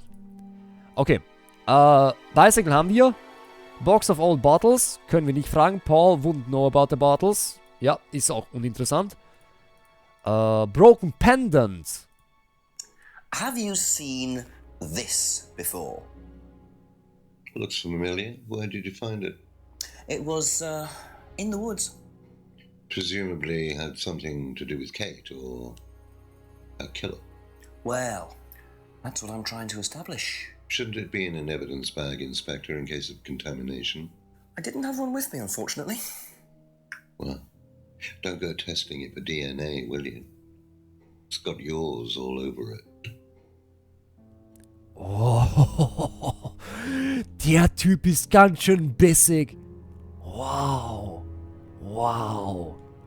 Der könnte doch glatt der Mörder sein, oder? So wie er tut. Simon Thompson's Homebrew. Alcohol. Ever tried Simon's Homebrew? Simon Thompson? No, I haven't. I wouldn't touch anything that has had Simon's fingers in it. Okay. Doesn't know about Simon's Homebrew. Gut, gut. Klare Antwort. Klare Ansage. Freedom Necklace.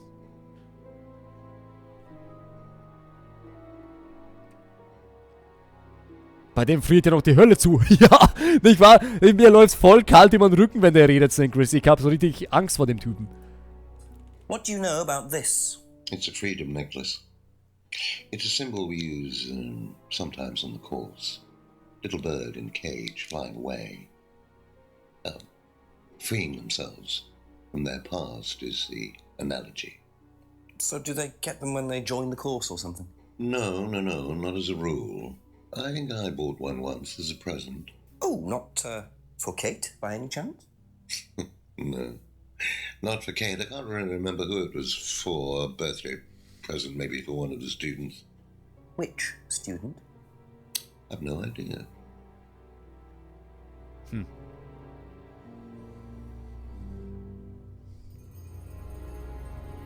Ich weiß halt was gut, ich bin halt die guten Viewer.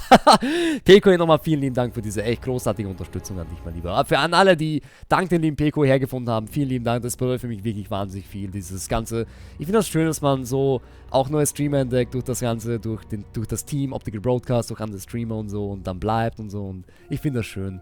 Danke, Peko, wirklich auch an dich somit. So. Cardboard Mask, die Maske wird er wohl erkennen müssen, weil das Symbol kennt ja sein Sohn. Wird er wohl auch kennen. What do you know about this? Looks like a mask. You don't recognize it? Not particularly. Looks like a monarch mask. What's a monarch mask? Monarch is fancy dress outfitters. Ryan goes there sometimes. Okay, dass er nicht mehr drüber sagt. Interessant. Atlas Advertising Poster. Could you tell me a bit about this? Had it designed by an agency. And when was that? Last year. Is that when you started the business? Yes, I suppose so. Diese Firma, ganz ehrlich, ich sag's euch wie es ist, diese Firma sollte man sowas von dicht machen. Atlas. Oder The Third Eye, wie es damals halt hieß.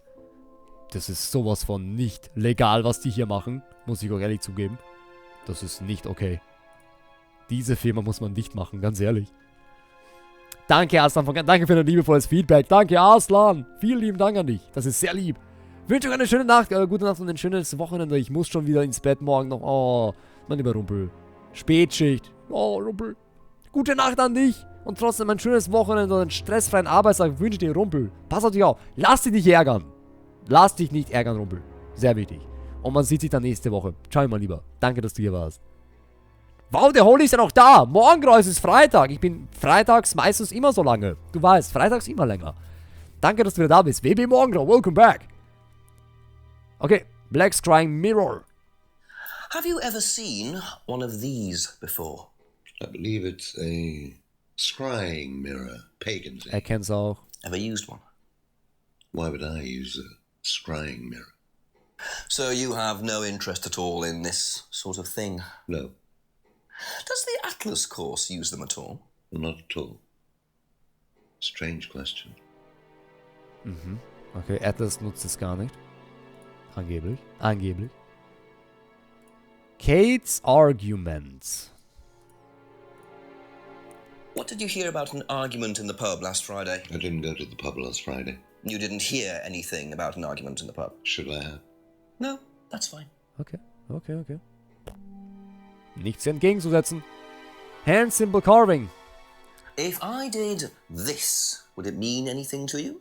I presume you've seen an Atlas student doing that. Ah, so this is an Atlas thing. Well, it wasn't exactly our idea. The students started doing it spontaneously to show commitment to the cause. Cute, really. Which student did you see doing that? I'm not sure, but he was carving it into a tree. I told him to stop. Did you really? Why? Defacing public property. That's the most ridiculous thing I've ever heard. What's the punishment for that kind of thing nowadays? Prison sentence? It's usually a fine. All right. What about defiling public liberty? Does that carry a fine too? Oddly enough, the student in question argued a similar point. Is that something you encourage on the Atlas course? We encourage people who put ideas first and moral anachronisms second. The problem with the law, Inspector, is that it's out of date. Well, I suppose that's a matter of opinion. However, you still respect it. Respect it? I abide by it. We all play by the book, Inspector, but that's only because of the threat of possible incarceration. Mhm. Mal ernsthaft jetzt, wäre das mein Chef, hätte ich noch am ersten Tag wieder gekündigt. Synchris, diese Firma hat nicht mehr Mitarbeiter. Es gibt den Dad und den Son. That's it. Sonst gibt's niemanden, weil niemand hier anfangen würde wegen diesen zwei Typen. Weil was sie da im Hintergrund alles machen, ich meine, die nehmen niemanden auf. Das bleibt alles in der Family. Bin dann mal weiter One Piece schauen. Viel Spaß noch. Oh, viel Spaß mit diesem wahnsinnig geilen Anime, mein lieber Thor Slayer. Danke, dass du hier warst. Danke für deine geile Unterstützung und bis nächste Woche vielleicht, mein Lieber. Und falls du es nicht weißt, weil du das erste Mal, denke ich, da bist, meine Streamzeiten sind von Montag bis Freitag, also so gut wie jeden Tag. Samstag, Sonntag sind meine freien Tage. Von 14 Uhr bis mindestens 20 Uhr Montag bis Freitag. Freitag sind wir länger, so wie jetzt, weil Open End, weil Weekend. Danke, dass du hier warst. Good night. Viel Spaß noch. Geiles Weekend dir und danke für deine geile Unterstützung. Ciao, mein Lieber. Bis zum nächsten Mal. Okay.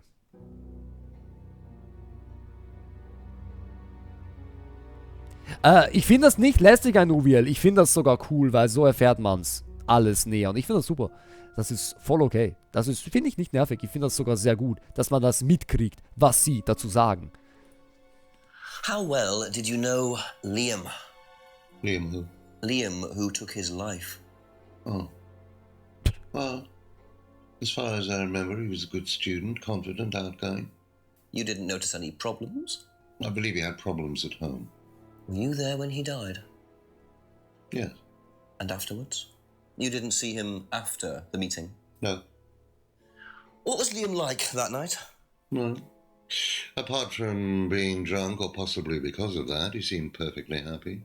He was drunk? Well, I assume the bottle in his hand contained whiskey and not lemonade. Lots of similarities to Kate, don't you think? Drinking, depression, is that normal for the students? People come into the Atlas course for quick solutions to their problems. And when they don't get them as quickly as they might have liked, sometimes their impatience gets the better of them. Sehr merkwürdig. Sehr merkwürdig, muss ich sagen. Freedom phrase. Can you tell me a little about the Atlas phrase, free to be free? Where did you hear that? I was talking to one of your students. It's a little phrase we conjured up to summarize our objectives. What is your objective, if you don't mind me asking? Mine, or do you mean the course's objective? On the course. The objective of the course is to free people from bondage. We teach that most people are crippled by their past, by guilt, their attitudes, their beliefs, all that kind of nonsense. Guilt cripples people? Feeling guilty in business is like a meat eater feeling guilty in an abattoir. Guilt comes from the archaic emotional centers of the brain. It's a vestige of our animal ancestry, that's all. In business, you heed it at your peril. I'm sorry, Inspector. My house appears to be haunted. Would you mind closing the door? Was? So, you believe that guilt has no place in business? None at all. I have few beliefs, Inspector, but that's one of them. And what if you have done something wrong? Well, that's the whole point. Guilt has nothing to do with it. Interesting opinion. In your face. In your face. Holy Cloud, du musst wegen dem Chat deinen Stream gleich als ab 18 markieren. Warum so? Nein, ich will es gar nicht wissen. Ich will es gar nicht wissen. Das war creepy. Auf jeden Fall, das war sehr creepy. Das war der Horror-Part morgen gerade. There we go. Know what this is, by any chance? I've no idea. Gardening isn't my kind of thing. Rebecca would probably know. I presume you've met Rebecca. Yes, I am. I'm sure she'd enjoy telling you what it is. She's the kind of woman who likes to feel superior. Would probably marry a millionaire and then decide to run her own pub. Yes, why was that? Well, she isn't exactly housewife material. She likes to be in control, like Ryan. Shame, isn't it, that I'm in control of both of them. Boah, der Typ. Wahnsinn. Salvia Divinorium, das ist genau das hier übrigens. Salvia Divinorum Drug, das ist genau das, was hier drin ist. Have you ever heard of Salvia Divinorum or Magic Mint? Ist legal hier, da. Sounds like it might be a drug. It's a hallucinogenic plant. Legal, as a matter of fact. I'm not a drug taker, Inspector. I have no enthusiasm for voluntarily poisoning your brain. And you've never seen anyone on the course taking it? Well, if someone had, they wouldn't have done it openly. We don't allow drugs or alcohol on our course. We like to tell the students that success is the best drug. Whether you buy into that, of course, is another matter. So, und das letzte. Third Eye Flyer. What do you know about this? So you've been graced with Goebbels' company already, have you? James, our local minister for propaganda. I suppose Ryan already told you about our actual previous incarnation. He explained, yes. Did he tell you anything scandalous? Not unless you count the suicide. Oh. These things happen. Was it your idea? The suicide? Third eye. Yeah, I suppose it was.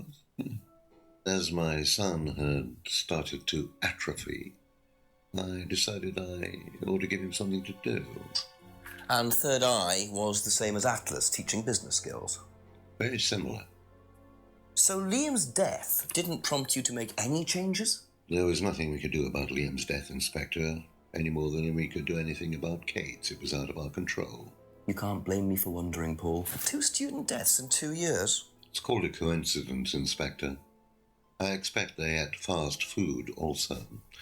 But you're not investigating all the local chippies, are you? So. Wir sind fertig, Beards. Jetzt.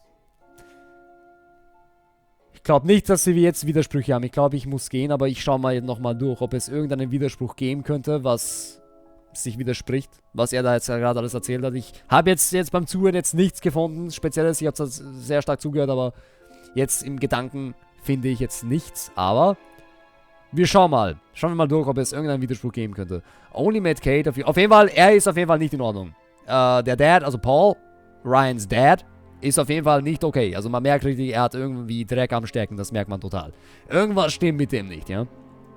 Wir müssen jetzt schauen, was nun wirklich es ist. Deshalb gucken wir mal. Only met Kate a few times. Okay, das kann ich nichts machen. Last saw her at the meeting on Friday around 7 p.m. Ich meine, da wäre eine Zeit und ein Tag gegeben. Das könnte ich mal nehmen, ja. Uns mal merken. Friday, 7 p.m.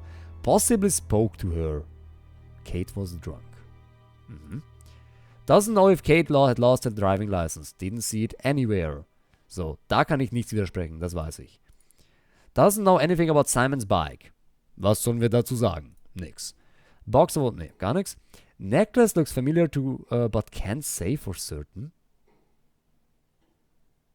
Ich könnte das nehmen mit dem Freedom Necklace. Bought a Freedom Necklace for a student.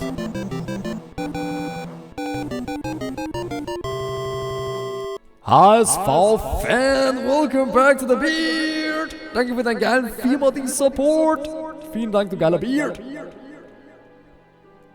Großes Dankeschön, HSV-Fan, für 4 Monate. Danke auch an dich, dass du den gratis Twitch Prime Subscriber auf diesem Channel nutzt. Vielen lieben Dank, du geiler Mensch, und ein wunderschönes Weekend wünsche ich dir. Ich danke dir von ganzem Herzen für diese tolle, lange Unterstützung. Dankeschön. Pekoe, gefallen die Emotes? Ja! Das ist übrigens auch mein Lieblings-Emote, Pekoe. Der Fist Cry, man kann das für alles nehmen. Zum Schreien, zum Hypen, zum Freuen. Yes! Eigentlich für alles. Ich liebe den Fist Cry. Der Fist Cry ist so cool, man kann ihn für so viele Sachen nehmen. Der ist so gut. Zum Ragen, für vieles. Okay. Paul thought the necklace looked familiar but couldn't say for certain. Bird and cage is a symbol used on the course. So, kann ich das verbinden? Schauen wir mal. Nein. Bought a freedom necklace for a student. Insists he didn't buy it for Kate.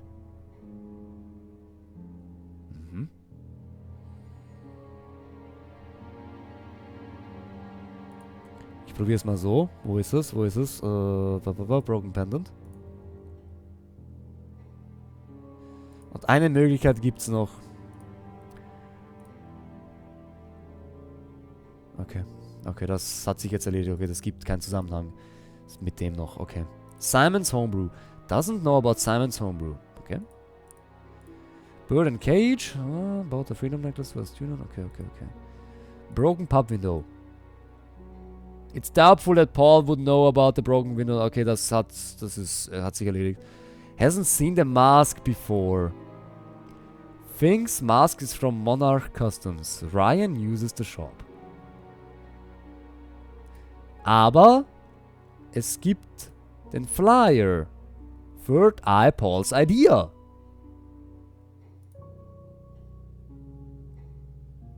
Nein, okay, das mit der Maske wird wohl wirklich nur Ryans Sache gewesen sein. Warum ich jetzt dagegen nichts widersprechen kann, ja. Thinks mask is from Monarch Customs.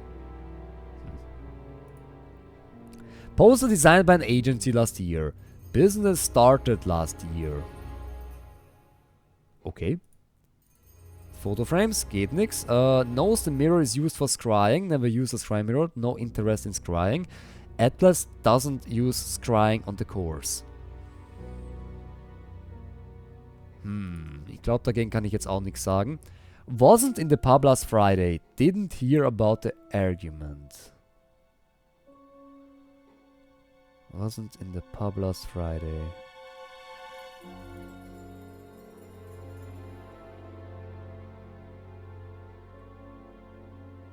Last saw her at a meeting on Friday around 7 p.m.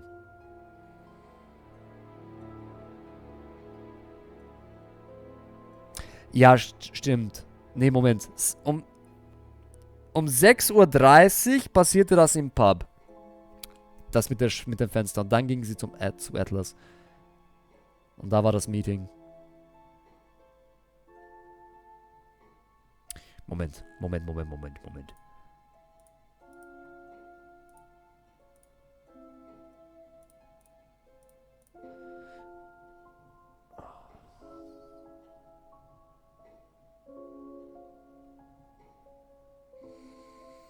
Wasn't in the pub. Ich probiere das jetzt aus. Last saw her at the meeting on Friday. Nee, okay. Nee, das war's nicht. Okay, hätte sein können. Aber stimmt schon. Kate war ja um 6:30 Uhr mit der Scheibe. So, wo waren wir?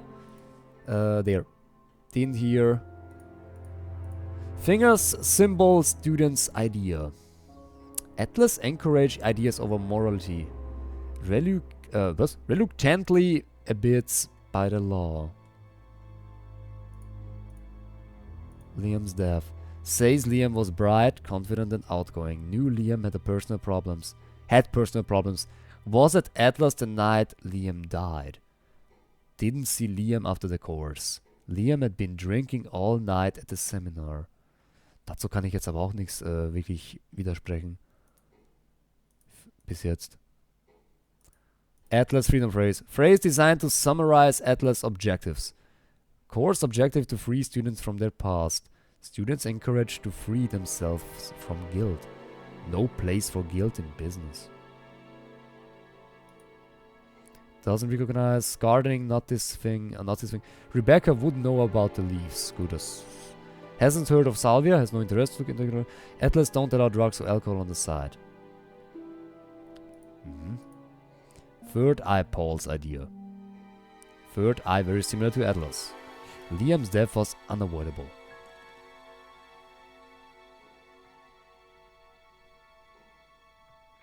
Ich glaube, wir haben erstmal bei ihm keinen Widerspruch. Aber ich denke, wir können eh wieder dann zu ihm zurück, ja. Ich glaube, wir können wieder zu ihm zurück. Ich denke nicht, dass wir jetzt noch einen Widerspruch haben. Deswegen,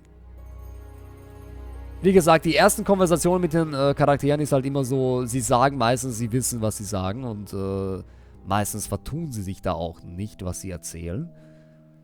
Gehen wir mal. That's it for the time being, thank you. Wir können sicher wieder zu ihm zurück, 100%ig. I get the feeling I might be seeing a lot of Paul tonight. Think I'm going to be seeing a lot of Paul tonight. We're gonna see a lot of Paul. Wir haben 8 p.m. Was haben wir hier für Daten? Haben wir irgendwas Neues? Third Eye, okay. Wir haben im Prinzip nicht viel Neues, ja. So gesehen. Aber wir können uns umschauen. Fangen wir von vorne an. Gehen wir hier hin mal. Fangen wir von vorne an und gehen wieder langsam zurück und schauen uns überall um, gehen ein bisschen labern, mal schauen, was wir aufdecken können. Gehen wir zu James mal wieder. Mal schauen, ob James irgendwas Neues hat. Call the Chief. Oh, call the Chief. Call the Chief. Jetzt gibt es sicher wieder neue Informationen.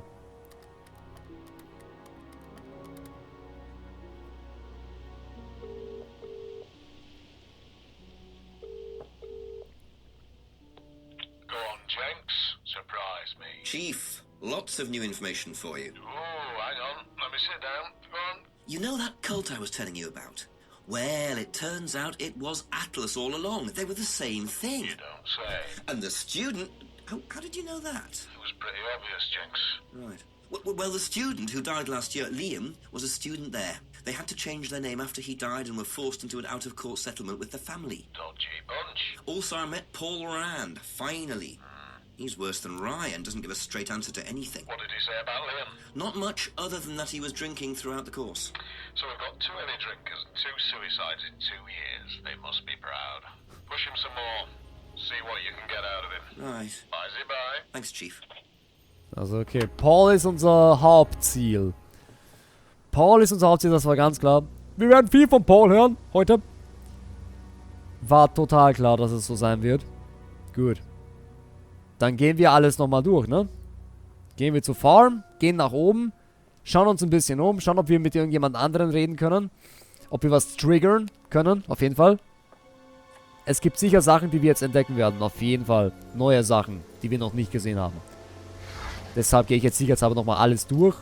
Beweismaterial sammeln. Safety first. Und dann gehen wir wieder zu Paul. Sobald wir alles haben an Beweisen, neue Beweise, gehen wir zurück zu Paul und widersprechen ihm. Falls es irgendwas gibt bis dorthin. Ja.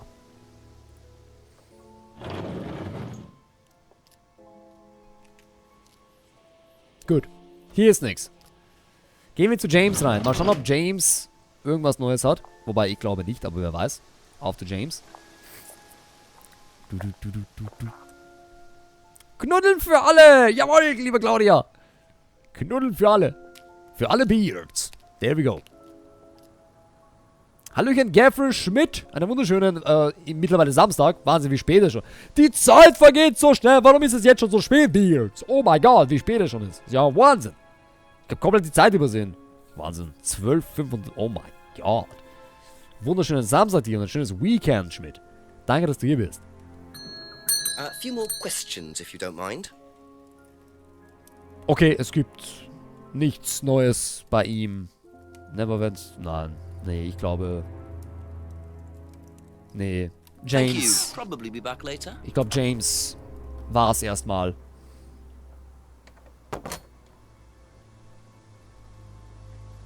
Okay. Community knuddeln, yes!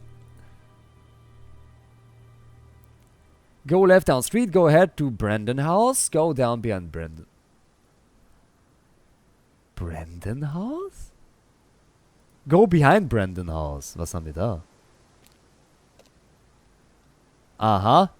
Random. Ein Random. Ich meine, was sollen sie sonst hinschreiben, oder? Random. Random. Ein Random kennt Beards. Ein Random Kennzeichen. Look at this. Audi TT Random. Genial. So gut. Kann ich irgendwas einsetzen? Wahrscheinlich nicht, oder? Nee. Gar nichts. Random. There we go, Beards. Random. Das Kennzeichen. Beautiful. So. Go across to Brandon House. Ah, das ist das Haus von Ryan und Paul. Oder? Bin ich jetzt bei ihm? Ja, ich bin jetzt bei... Okay, das ist Paul. Das ist Paul. Okay. Verstehe. A random car, PQA. Ja, total random. Investigate behind the pub. Bish. Enter the outbuilding. Gibt's hier irgendwas? Irgendwas Neues? Nein, nichts. Wie gesagt, wir gehen alles durch. Sehr wichtig. Ab und zu gibt es nämlich Sachen, die dann getriggert werden in der nächsten Stunde. Ich wollte schon sagen, am nächsten Tag. In der nächsten Stunde getriggert werden. Deshalb machen wir nochmal alles so. In den Pub. Gehen zu Rebecca. A few more questions, please. Thank you. Rebecca hat nichts. Be back later on, if that's okay. Schauen wir zum Restaurant. Gibt's jetzt hier irgendwas? Nein. Okay. Nothing here. Good beers. Gehen wir raus aus dem Pub. Und schauen zu Emma und Simon. Wobei ich nicht mit ihnen reden werde, weil es gibt keine neuen Dialoge bei ihnen. Außer ich trigger was Neues. Deshalb, okay, wir gehen. Wir gehen zu ihnen. Village Hall. Da könnte jetzt etwas Neues geben. Hier war noch nie was. Es gibt nichts Neues hier. Okay, let's go back. Zu Emma und Simon. Knock for Emma. Ask you a couple more things, please. Simon. Okay, that's it for now. Thank you. Simon. Gibt's auch nichts, okay. Thank you. Probably be back later. Rein, raus. Und tschüss. Keine Kommunikation. Up in the woods. Go along the path. Nothing. Back. Into the woods. To the jetty. Mal schauen, ob die Leute noch dort stehen. Die stehen noch immer da. Nach wie vielen Stunden? 3 Stunden. Die stehen noch immer hier. Denen muss total langweilig sein. Look at this beard. Die angeln sicher. Sind schon eingeschlafen oder so. Ich blick schon lange hier nicht mehr durch. Wie ist denn Chris? Ach so, beim Game? Echt nicht? Ich schon. Go into the woods. With the clearing. Nichts. Okay. Towards Atlas. So, jetzt sind wir da. Mal schauen, was es hier gibt. Die letzte Anlaufstelle. Enter the Atlas Building.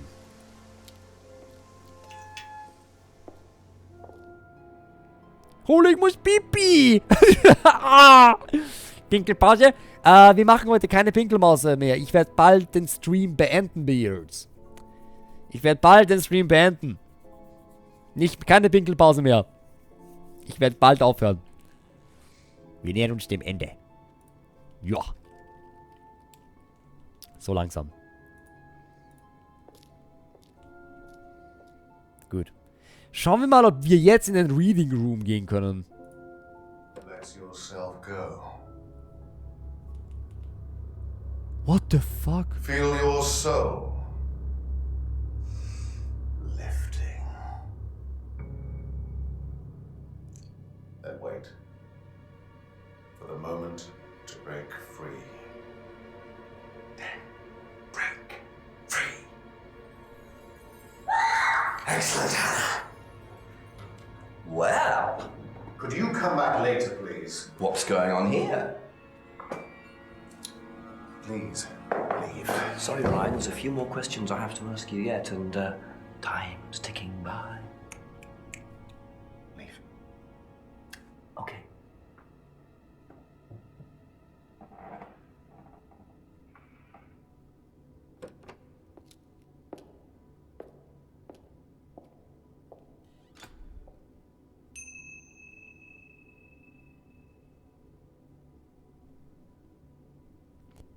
Könnte jemand hier das Haus hier verbrennen? Könnte jemand den Laden hier dicht machen?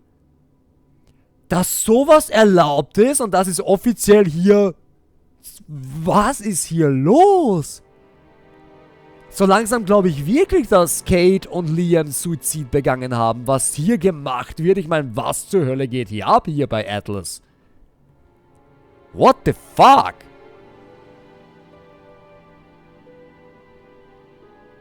Ganz ehrlich, wenn jemand Horror wollte, da habt ihr! Es hat schon ein bisschen so einen Horror-Hintergrund, ne, St. Chris? Irgendwie schon. Wahnsinn! Tommy creepy, aber total. Sowas von creepy.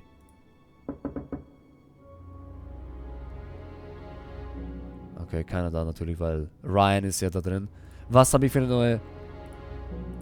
Doll Burning Ceremony. Du meine Güte. Mein Wohnzimmer geht leider zur Terrasse über. Und beim Schlafzimmer falle ich raus. So wie ich mich... Was zur Hölle? Oh, lieber Halle. Okay. Okay, wir haben einen neuen Gegenstand. Was wir herzeigen können. Gehen wir. Let's go. Jetzt habe ich etwas Neues, was wir... Oh.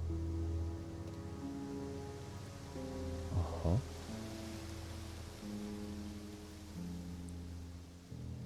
Was war das? Was hat er da gefunden? Was haben wir da? Remote Control Log. Aber für was? A remote control for some sort of log was found. Fürs Auto! Was steht da? Log. Fürs Auto! Oh Gott! Oh Gott, oh Gott! Schnell, schnell, schnell, schnell! Fürs Auto.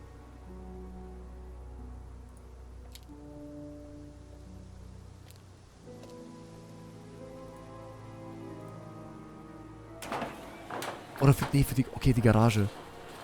Oh, ho, ho, ho, ho.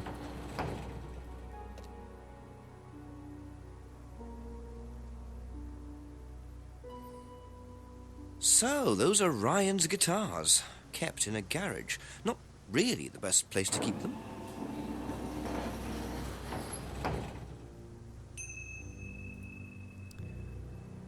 Ryan's guitar collection. A collection of guitars belonging to Ryan was seen in the garage at Brandon House. Okay.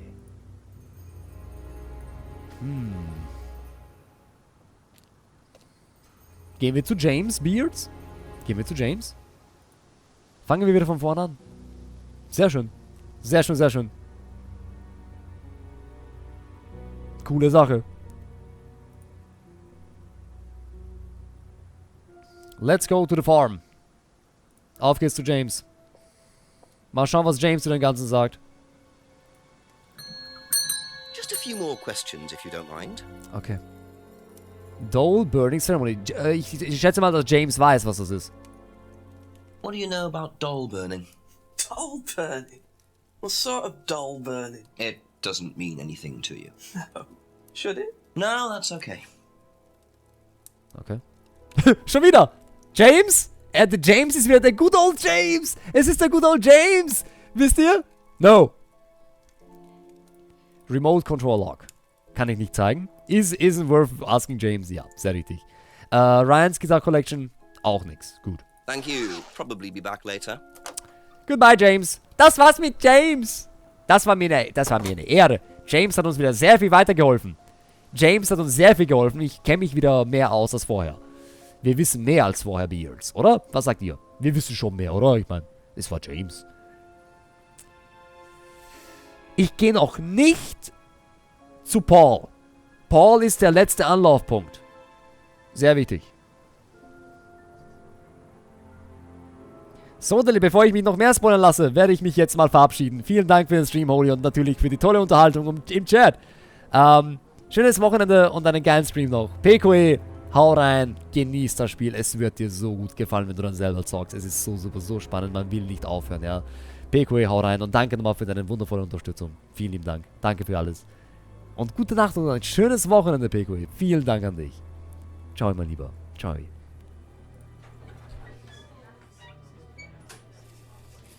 Auf zu Rebecca. Doch erstmal Restaurant anschauen. Wahrscheinlich ist hier nix. Nothing. Dachte ich mir schon. Gar nichts da. Da wird irgendwann mal ist dort was. Höchstwahrscheinlich. Ask about a few more things, please. Ask about a few more things, please. What do you know about doll burning at Atlas? Only that it's part of the course. I'm not entirely sure what they're for, but I made dozens for him. You made them? Oh, Ryan can't make anything. He's practically dyspraxic. Knows that doll burning is used on the course. Made the dolls for Ryan. Ryan is practically dyspraxic. Does Ryan play the guitar? He tries. He does keep wasting money on them, though. I think he believes if he buys the right one, he'll suddenly turn into Jimi Hendrix. Sad, really. I just let him play in his room. As long as he plays in there, I don't mind. Okay. Eigentlich sonst nicht wirklich etwas That's all for the moment. Thank you. Auffallendes bei ihr. Gut. Auf zu Emma und Simon. Wie gesagt, wir gehen zu Paul. Beards, keine Sorge, wir gehen zu Paul. Ich möchte aber zuerst unbedingt alle Informationen einholen, die es gibt. Und dann gehen wir zu Paul und versuchen ihm zu widersprechen. Beziehungsweise Sachen zu finden, die sich widersprechen. Couple more questions, if that's okay. So, Emma. Wo sind wir denn? Da. What do you know about doll burning? Doll burning, I think, was something that they did on the course. Simon mentioned it. Oh, they didn't do that when you were there? No. Okay. What do you know about Ryan's guitar collection? I know he plays, because he tried to buy one off me. Do you play? I used to. I used to be in a band, but I was a singer as well, so I got away with it. Singer as well? Yeah, I used to sing in a band every night. But sometimes it was in a pub, but usually at Rebecca's. What was that called? It was called Blackstone. Ah. And this guy from a record company once came to see us, and he said the band was rubbish, but that I was good. So after that, I don't think they liked me much, and then we broke up after college. Can't hide talent. Hehe. Okay. Die Band haben wir schon mal gehört. Ich weiß aber nicht mehr genau, mit wem wir da geredet haben über diese Band. Blackstone, glaube ich. Ich weiß gar nicht mehr, mit wem wir da drüber geredet haben, aber okay, werden wir schon sehen. Auf jeden Fall. That's it. Ah, ich glaube, das haben wir von ihr. Ah, Emma used to sing davor. Stimmt. Von Rebecca haben wir das gehört. Rebecca hat die Band mal spielen lassen. Be back later on, if that's okay. Holy und Chat, ich falle mal ins Bett und freue mich auf Montag, eventuell auf Coffin und auch auf den eventuellen Rest von dem Game hier. Aber ich muss schlafen. Gute Nacht, schöne Träume und alle. Bye bye. Dorilian, danke nochmal für deine tolle Unterstützung. Nochmal vielen lieben Dank. Gute Nacht an dich und genieß doch das Wochenende. Schlaf dich gut aus, mein Lieber. Genieß es. Ciao, mein Lieber. Schlaf gut. So, mein lieber Simon. What do you know about doll burning? Not on the course. It's a ritual thing. It's getting rid of things that you don't need. Throw it into the fire. And that's a good thing? Well, yeah, it helps you getting rid of things you don't need, so you can move on and take control again. So what are the masks for? They're just to help you get into the right frame of mind. Just get you into the zone, you know, help with the trance. A trance? Yeah. It's like self-hypnosis. We do it on the course sometimes. It's just to help you get into the right frame of mind, you know? So you hypnotize yourself? How do you do that?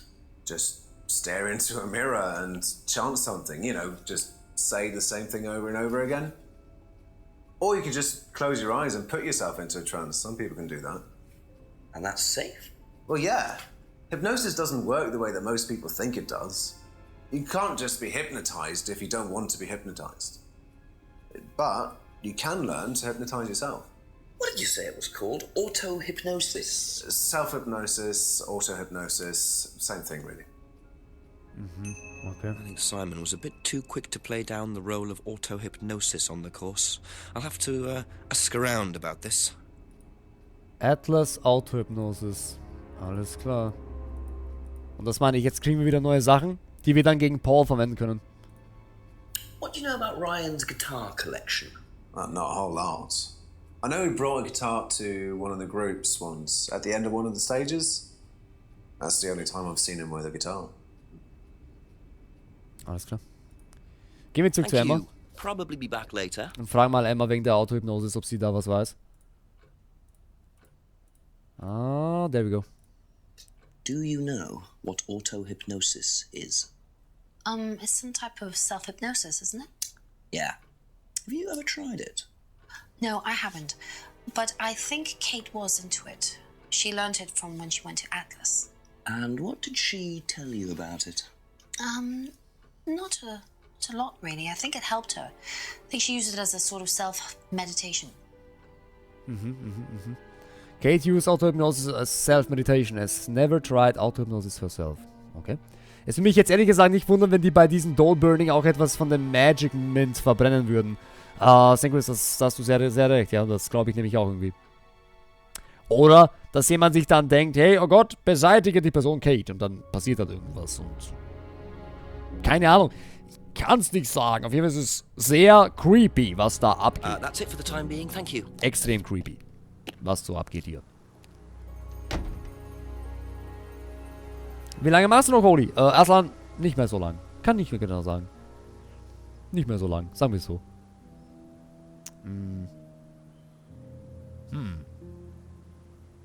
Hier war das, glaube ich. Ja. Auf zu James. Schnell James fragen. Wegen dieser einen Sache da. Few more questions, Autohypnosis. Ever heard of auto-hypnosis, James? Self-hypnosis? Yeah? And what do you know about it? It's another name for scrying. Some people call it auto-hypnosis, I call it scrying. Right. So you're saying scrying is just self-hypnosis? Scrying? You can scry on anything. I don't use a mirror. I can scry watching the clouds.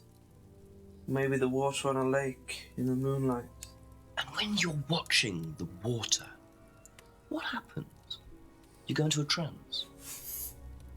You lose yourself in your unconscious. You go deeper and deeper. You swim around. Try not to go too deep. Because if you go too deep, you start drowning. Then you get dragged down to the bottom. As long as you stay swimming, come to the surface again. Then you wake up and see the world as it really is.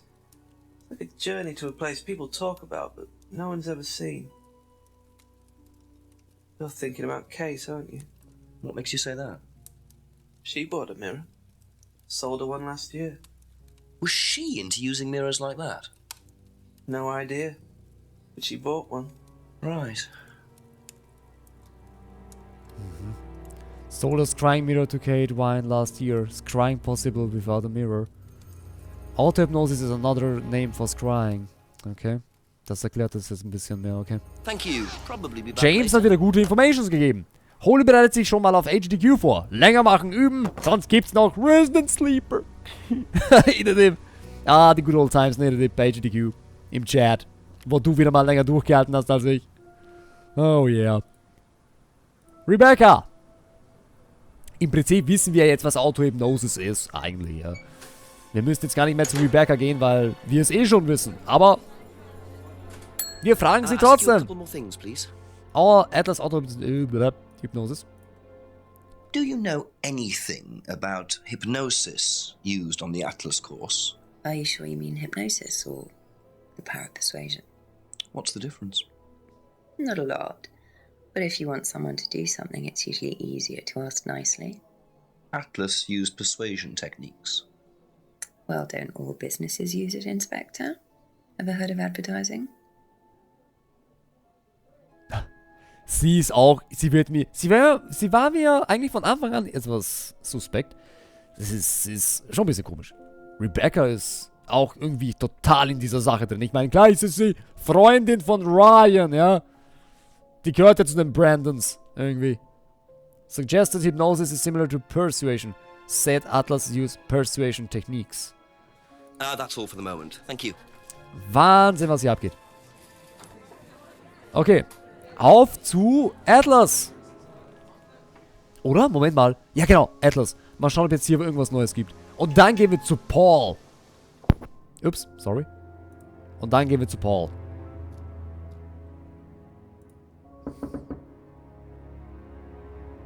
Okay. Wir gehen zu Paul Beards. Jetzt kommt der Big Boss. Let's go. Jetzt bin ich gespannt. Ob wir irgendwas widersprechen können. Questions, if you don't mind. Wir haben mehrere Sachen. Doll Burning Ceremony. Let's do it. What can you tell me about doll burning at Atlas? Not very much. It's one of Ryan's ideas. My son is under the illusion that he's a genius. Okay. It was Ryans idea. Hat damit scheinbar nichts zu tun. Interessant. Ryan's Guitar Collection. Does Ryan play the guitar? Ryan? Ryan couldn't get a tune out of a radio. He's tone deaf.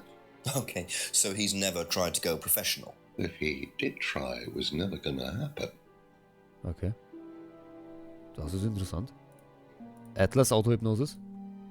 Can you tell me more about the auto-hypnosis techniques used on the course? We don't use hypnosis on the course. Not at all? Not anymore. So, how was it used? Hypnosis is probably the wrong word, Inspector. It's nothing to do with the trances or things like that. It was meant to force... to help students. Did you force them? You can't force anybody into being hypnotized. You have to want to be hypnotized. It's not something out of your control. You can't be hurt or damaged in any way by hypnosis. So you've never put pressure on students to enter into hypnosis? It would be impossible to do so.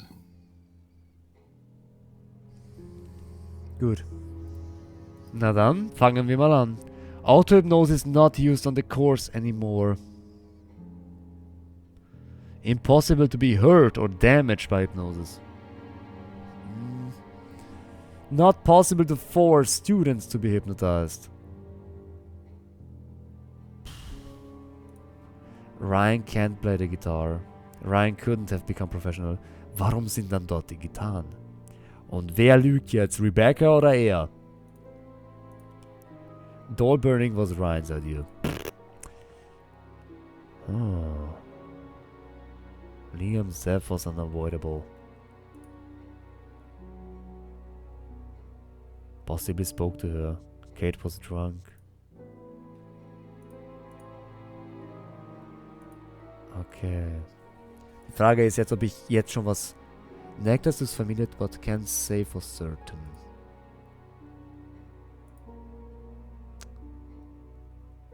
Okay.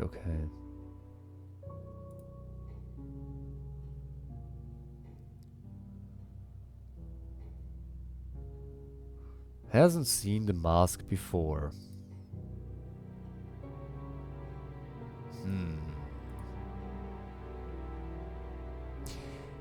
Scrying is auto-hypnosis. No interest in scrying. Moment. Auto-hypnosis not used on the course anymore. Impossible to be heard. Kann ich das jetzt nicht irgendwie verbinden, weil scrying is. Also no interest, okay. Never use a scrying mirror. Atlas doesn't use scrying on the course. Paul said that they don't use scrying on the Atlas course.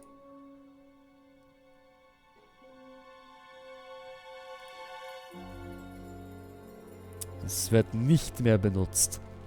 Not possible to force students to be hypnotized.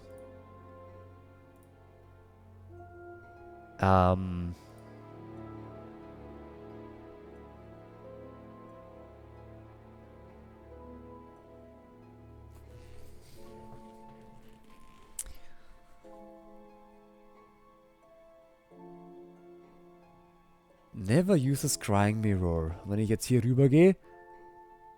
Not used anymore. Oder war es das gleiche, was ich schon vorhatte? Egal.